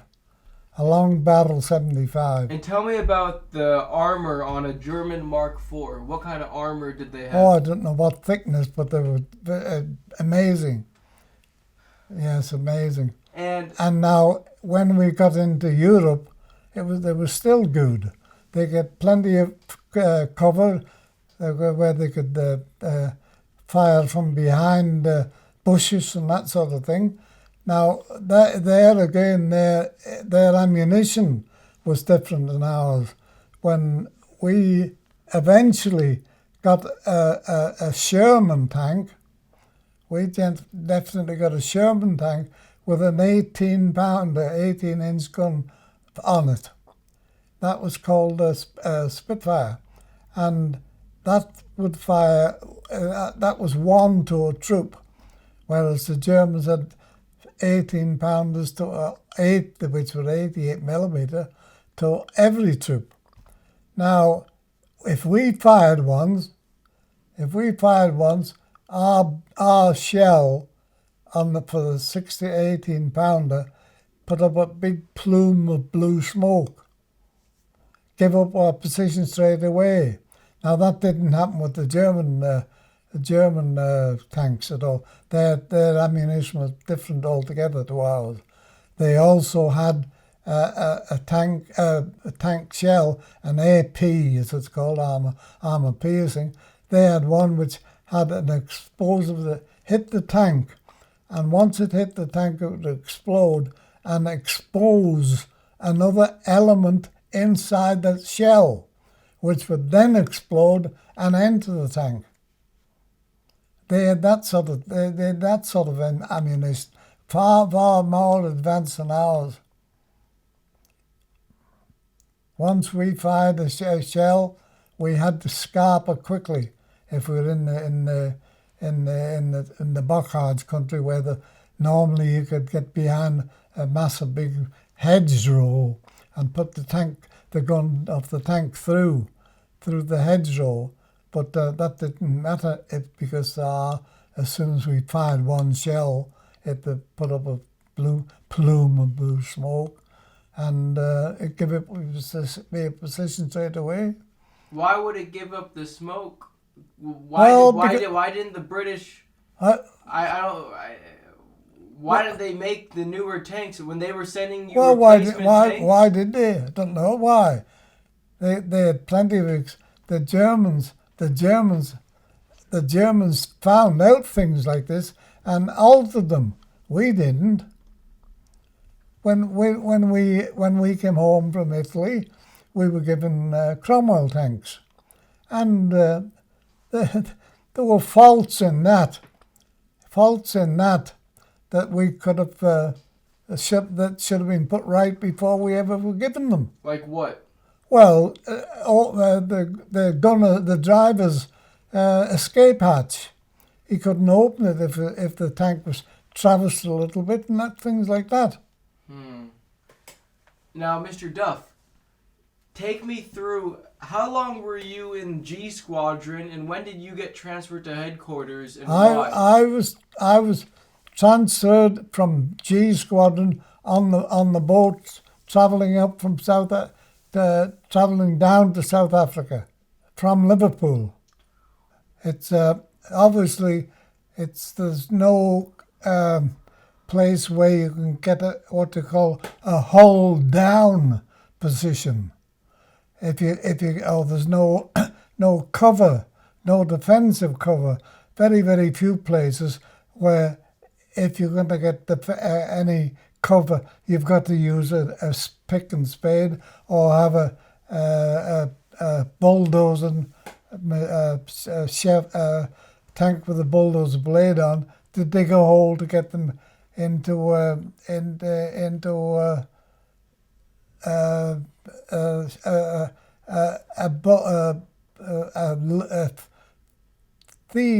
the spot where you can fire the gun, and yet the rest of the tank is not seen. It's in what they call a hole down. And in England, in Europe, of course, you've got hedges and trees and bushes and that sort of thing. The only other thing is that you can fire in the desert. You can fire a shot at another tank and scarper away. You got plenty of room if you can go a bit. If you've got the speed to go on on the desert, of course, there's no obstacles like bridges that deny the tank from using that particular area because he hasn't got the bridge to get over. You got to think about that in Europe on the desert. There's no thought. Everywhere is the same, and I would think, particularly if you talk about on the desert as it was when we were there in 1940 or 41, when we were there were no people living there. We never seen anybody, only on the very coastal strips between Benghazi and Tobruk, for instance, and then from Benghazi through to Sousse and Sfax and Erbil up towards Tunisia. I remember one place where there was hand-to-hand combat at a place in Europe called Saint-Com, and it was a big estate, and it showed when we attacked it, or when it was attacked by Oxford and Buckinghamshire Light Infantry on the 13th of January of June 1944. They attacked there at night, and they found a paratrooper was standing by a tree, near a tree, and a German infantryman came along with his bayonet, and he stuck out with the bayonet at the paratrooper. The bayonet went through him and into the tree behind it, pierced him right through stuck him up on the tree, and in his dying throes, as it came down with his arm into and his knife went into the German soldier's back, and they were there like that for a couple of days. Did you see that? Yes, yeah, at the place called Saint-Com. What was that like to see? Oh, terrible. There was a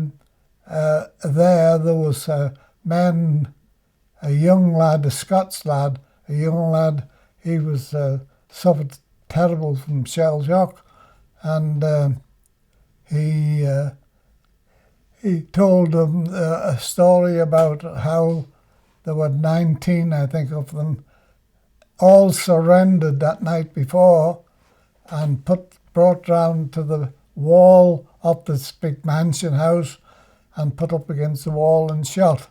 He dropped down and pretended to be dead, and he escaped. But it was then found out or thought to be that the gas had been used. And there was quite a big inquiry about it and all, and we denied that we'd used gas, so did everybody else, and so did the Germans. But they were quite satisfied that the only way these men could have died would have been to be gassed. They were in such awkward positions. A man that was a machine gunner, and he was behind the machine gun with one hand held out for his number 2 to get another belt of ammunition to put into his machine gun. Those other fellows lying on the ground with their rifles to their shoulders, others with having a water bottle to the mouth, having a drink. But the most strange thing of all was when there was a boy, a Scotsman, playing patience at the house with cards, and he was sitting in the slit trench with his cards sprayed out in front of him, and the shell went off, or whatever went off. We never got a definite answer of what killed him. He was killed, but not a mark to be seen on him, not a mark, and yet his cards were there, not flown away. In the next trench, 2 or 3 yards away, there were 2 men playing cards, and the cards were still festooned out like this, and they were dead, not a mark on them, not a mark to be seen. They must have been killed instantaneously, or quicker if you can, and yet the cards weren't disturbed. Now the authorities said it was the stress of the and compression from the shell bursts. Well, a shell burst from a little hand grenade will blow a man's head to pieces. So how it could do it, a shell from a monster thing like that could do that to the men and still not disturb the cards that were displayed, I can't agree, can't find out. Now that's never ever been proved. There was another incident linking up with this, and that was displayed on Channel 4 one night, 2 years ago, maybe 3 years ago. But you actually saw it in real life. Oh, I've seen that, but not what I'm going to tell you now. There was a darkies battalion, armoured battalion of American soldiers, all darkies, and they were stopped. They'd attacked somewhere, and they were stopped by their officer in charge, who wanted to give them information as to what to do. So he told them to start and come into his tank for information.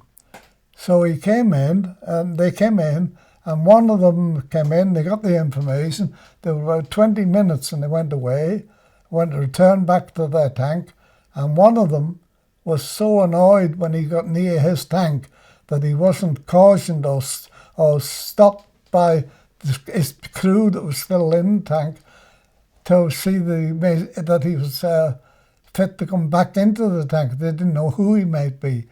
And when he got up into the tank, he was going to give them a bit of a rollicking, and he got in, and he found them just as he'd left them, sitting in their positions where they were going to be, and but stone dead, not a mark on them. Now, the powers that be said this again was caused by the concussion from the shells that had landed nearby. Now, these other tank crew members could prove that no shell had landed in the absence of the sergeant. So there couldn't have been anything like that that happened.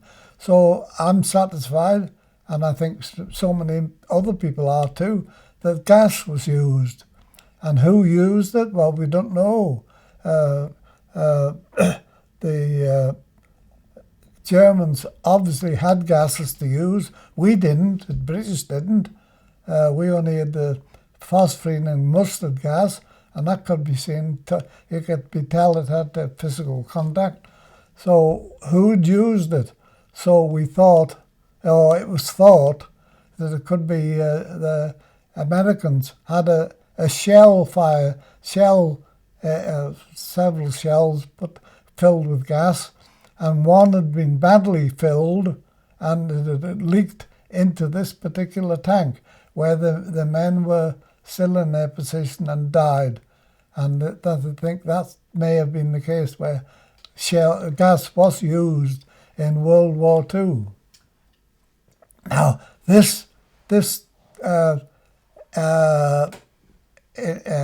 video is a video of this, and it's available in Channel 4 if anyone wants to see it. I don't know how you would describe or ask for it, but it was in Channel 4. And a darky, American darky, I don't know how you pronounce, what do you call them? You're going to call them black, do you now? Oh, yeah. Is that what you meant when you said darky? Yeah. Black. Yeah. Okay, Mr. Duff. Yes. Mr. Duff, talk to me about your experiences. What did you guys do with those British soldiers, the Scots, who were gassed? What did you touch their bodies and move them, or you left them? No, that wasn't. I wasn't with that. Touch them, near them. That was all done by the Oxfordshire and Oxfordshire and Buckinghamshire Light Infantry. That's the longest name in the British Army. The longest name in the British Army, Oxenbucks Light Infantry. They found it, and a chap in that piece, they dropped in Pegasus Bridge.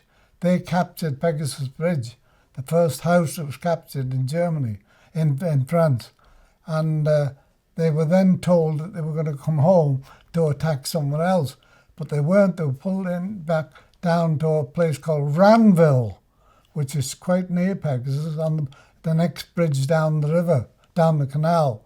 And he found all these things, and they're recorded in his book. And they went to all sorts of sort of searching to try to establish why the men died or how they died, and they came up to the same conclusion, that gas wasn't used. But the man that was interviewed most was the German who was in charge of the buildings and that sort of thing in Germany. What was his name now? He was one of Hitler's henchmen, and he was researched by British troops, and he had been 2 years before that, he'd been interviewed by them, and he'd written a statement, he'd given a statement, and the statement for that at that time, 2 years prior, was word perfect for what he'd done 2 years before. And except for one thing, there was one gas he didn't mention. So when they asked him why he admitted to say that, he said he must have just forgotten. Tell me about your experiences against the German Luftwaffe in North Africa. I was bombed by the Luftwaffe, Stukas we called them, and it was well known when the Stukas, the large Boeing planes that bombed us, they bombed me at night from a very great height. The ones that we got bombed by in the daytime were Stukas, who bombed quite low, and they made a horrible din when they came down, a whirling noise. So you knew when you were being bombed, and you knew whether the noise was was getting louder or getting less, so you knew whether it was going to be pretty near or far from you. And you would get down as low as you could into the ground or into any slit trench as you could and wait for it to explode. And this was done many, many times. The Stukas bombed us when we were going, particularly if we were not in any particular formation. If we were in a column, riding a column, that suited them because they come in one behind the other and drop, and if one missed, one would hit. So I was bombed by them. Bombing at night wasn't. It was mainly from a very high range, and it wasn't all that accurate. But no, bombing is very accurate. Bombing, I can tell you lots of things. If you do a bit of research, you'll find that bombing, none of the bombing, German or any other, was very accurate from any great height. There are always some, in fact, in some instances, they've been they've been stated that they were 3 and 4 miles away from where they should have been. I would say the British bombers were the most accurate. But British RAF. So tell me about the times that you were in the tank that the Luftwaffe came. Well, you couldn't do much about that. You could either travel forward if you knew which way he was coming down from above you that way. You'd reverse, go back, so that he would miss you probably. You'd try to remove. Or make it difficult for him to get a right straight aim on you. They couldn't, once they were in the dive, they committed themselves. They couldn't sort of move or do anything about that. They would have to continue the flight down and hope that they would, if not do any damage, they would hope that the fragments of the shell would fly, and they would fly quite a long way and fly upwards. And if you could get underneath the bomb or close into the bomb, the fragments would go up and out from you, depending on how hard the surface was that they landed on. The surface of most of the surface of the desert wasn't a very solid place, and it would go down. The explosion would go down rather than up. But it was very frightening to hear it. Did you ever see the German Luftwaffe get shot down? Yes. Because, I mean, what did you guys have when it comes to anti-aircraft protection? We didn't have any protection from the air. You didn't have any anti-aircraft guns? No. Oh, yes, we had them. And in our case, from the 7th Armoured Division, our attack gunners were the Manx Regiment, the 15th Light Attack. And they had a very good record. They're supposed to have shot down more enemy planes than any other light attack defense gun. The same one John was in? Yes. So he served with you? John didn't serve with me. No, he was taken prisoner in Crete. John was taken prisoner in Crete. If he was not taken prisoner in Crete, he would have served with you? No. They were a little bit behind us. Okay. They're protecting protecting mainly roads and bridges, or if it was on the desert, they would be protecting the divisional headquarters, or then the corps headquarters, where all the main people are based.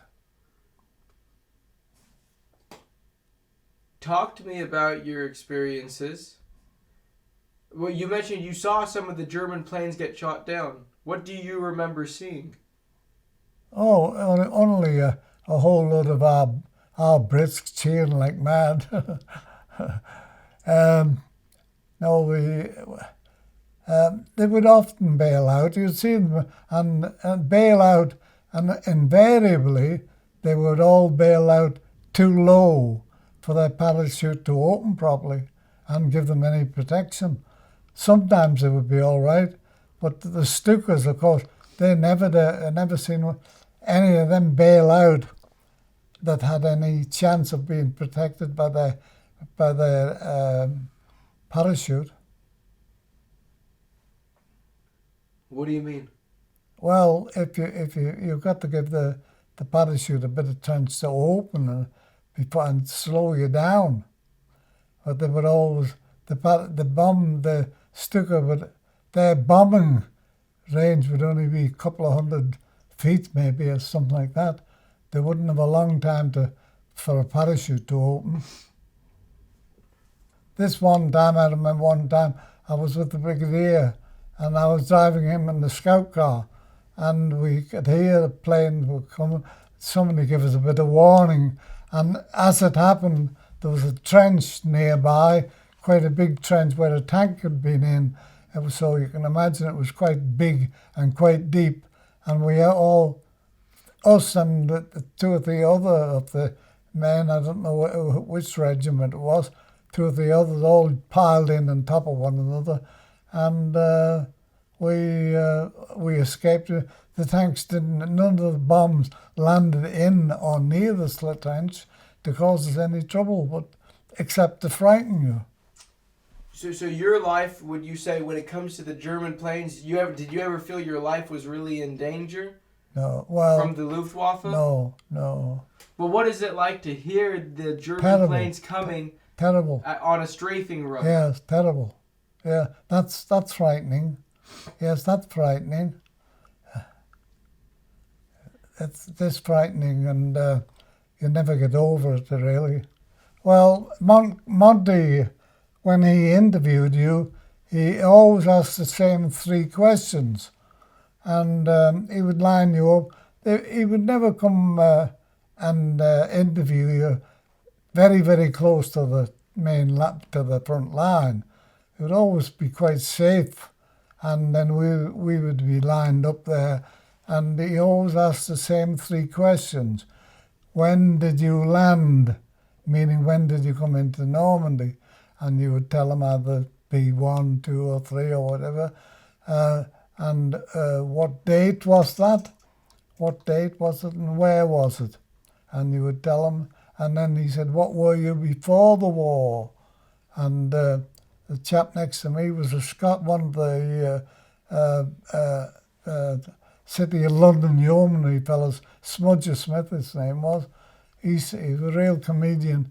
They said, then what were you before the war? And he said, happy. Everybody in the column that was there waiting to be spoken to by Monty, all laughed. I know I could hardly say anything. I don't know what he said, Monty said. I can't remember that, but I know I can remember I said very, very little to him. What did you think of General Montgomery? Well, he was at a terrible advantage over as a result of having the Enigma machine and having the knowledge of what Rommel was going to do, and that sort of thing. He was at an advantage, and I was all very, very disappointed always when he had tried on three occasions. He wrote books. He wrote books about the El Alamein, and that he had designed the strategic lines for accommodation for the tanks, where the tanks could be and where the guns should be, the anti-tank guns, and ack gunners and all that. And he denied all knowledge that Auchinleck didn't have it until his fourth book. And he then admitted that Auchinleck had designed the defensive position. I saw the bombing raid when 1,000 bombers were going to bomb the Halfa airport, and we were on the outskirts of the airport, and we could see a wonderful view. We were on high ground, and when it was over, the bombing was over as the bombs swept pace by pace further along. We were going to come down and go through, and all we could see was these men, 1,000 bombers. Most of them were American, and I think there was 500 of each for American, 500 Brits, and the men were running about and actually went physically mad. It was terrible. I can well imagine what it must have been like, because the bombs weren't bombed from very high, they were low, and suffered terrible. Suffered, I don't know how many hundreds were killed in that one little bomb sweep. And who was running around? Oh, the Germans out of all their defensive positions.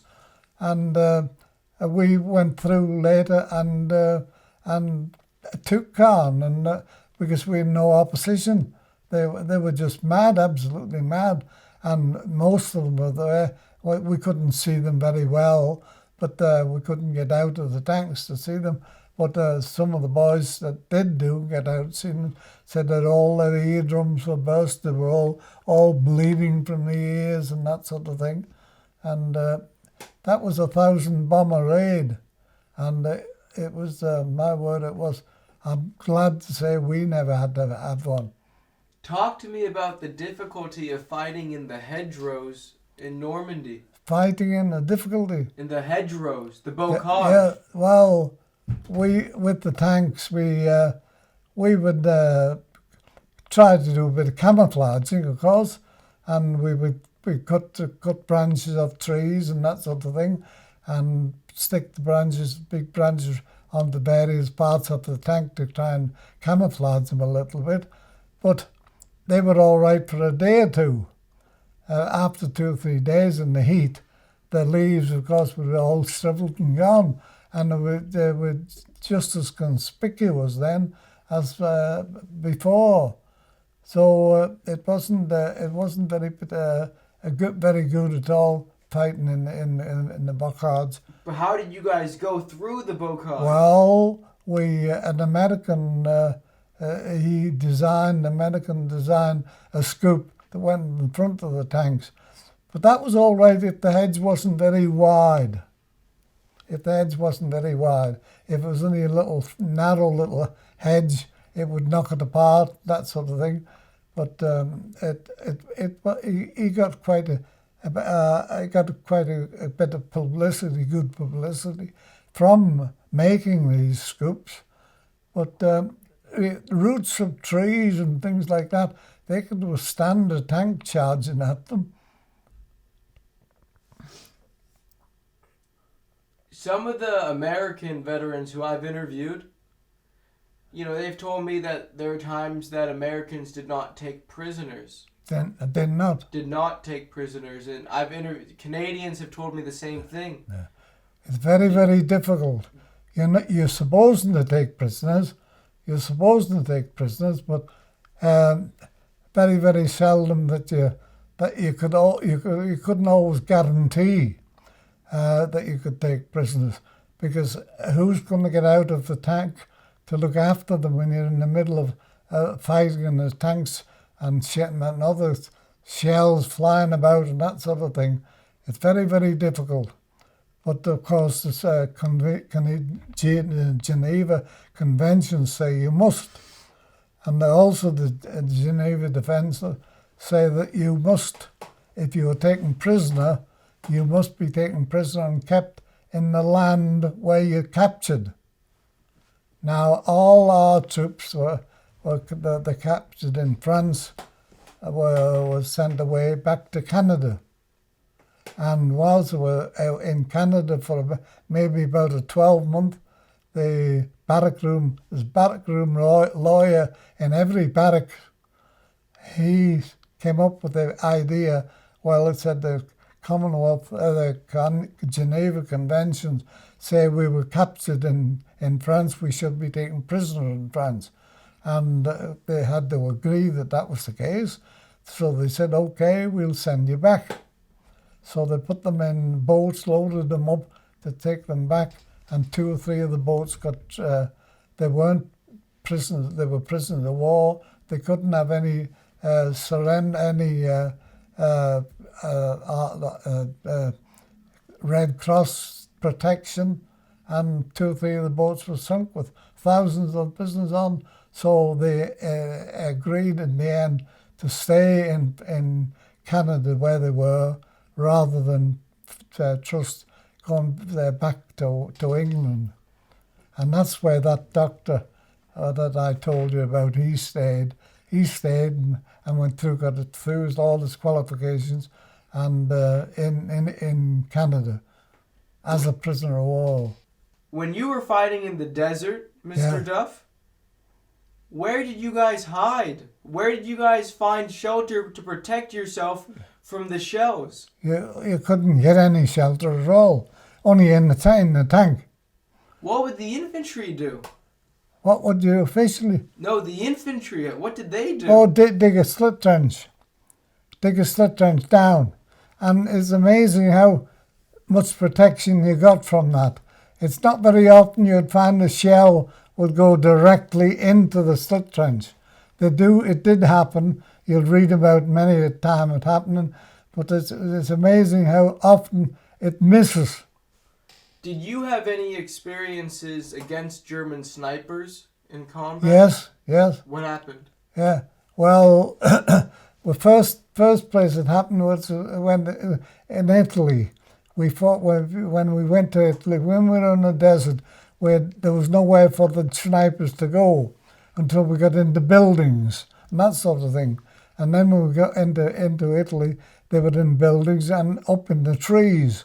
And they done the same thing in the trees when we went into Europe.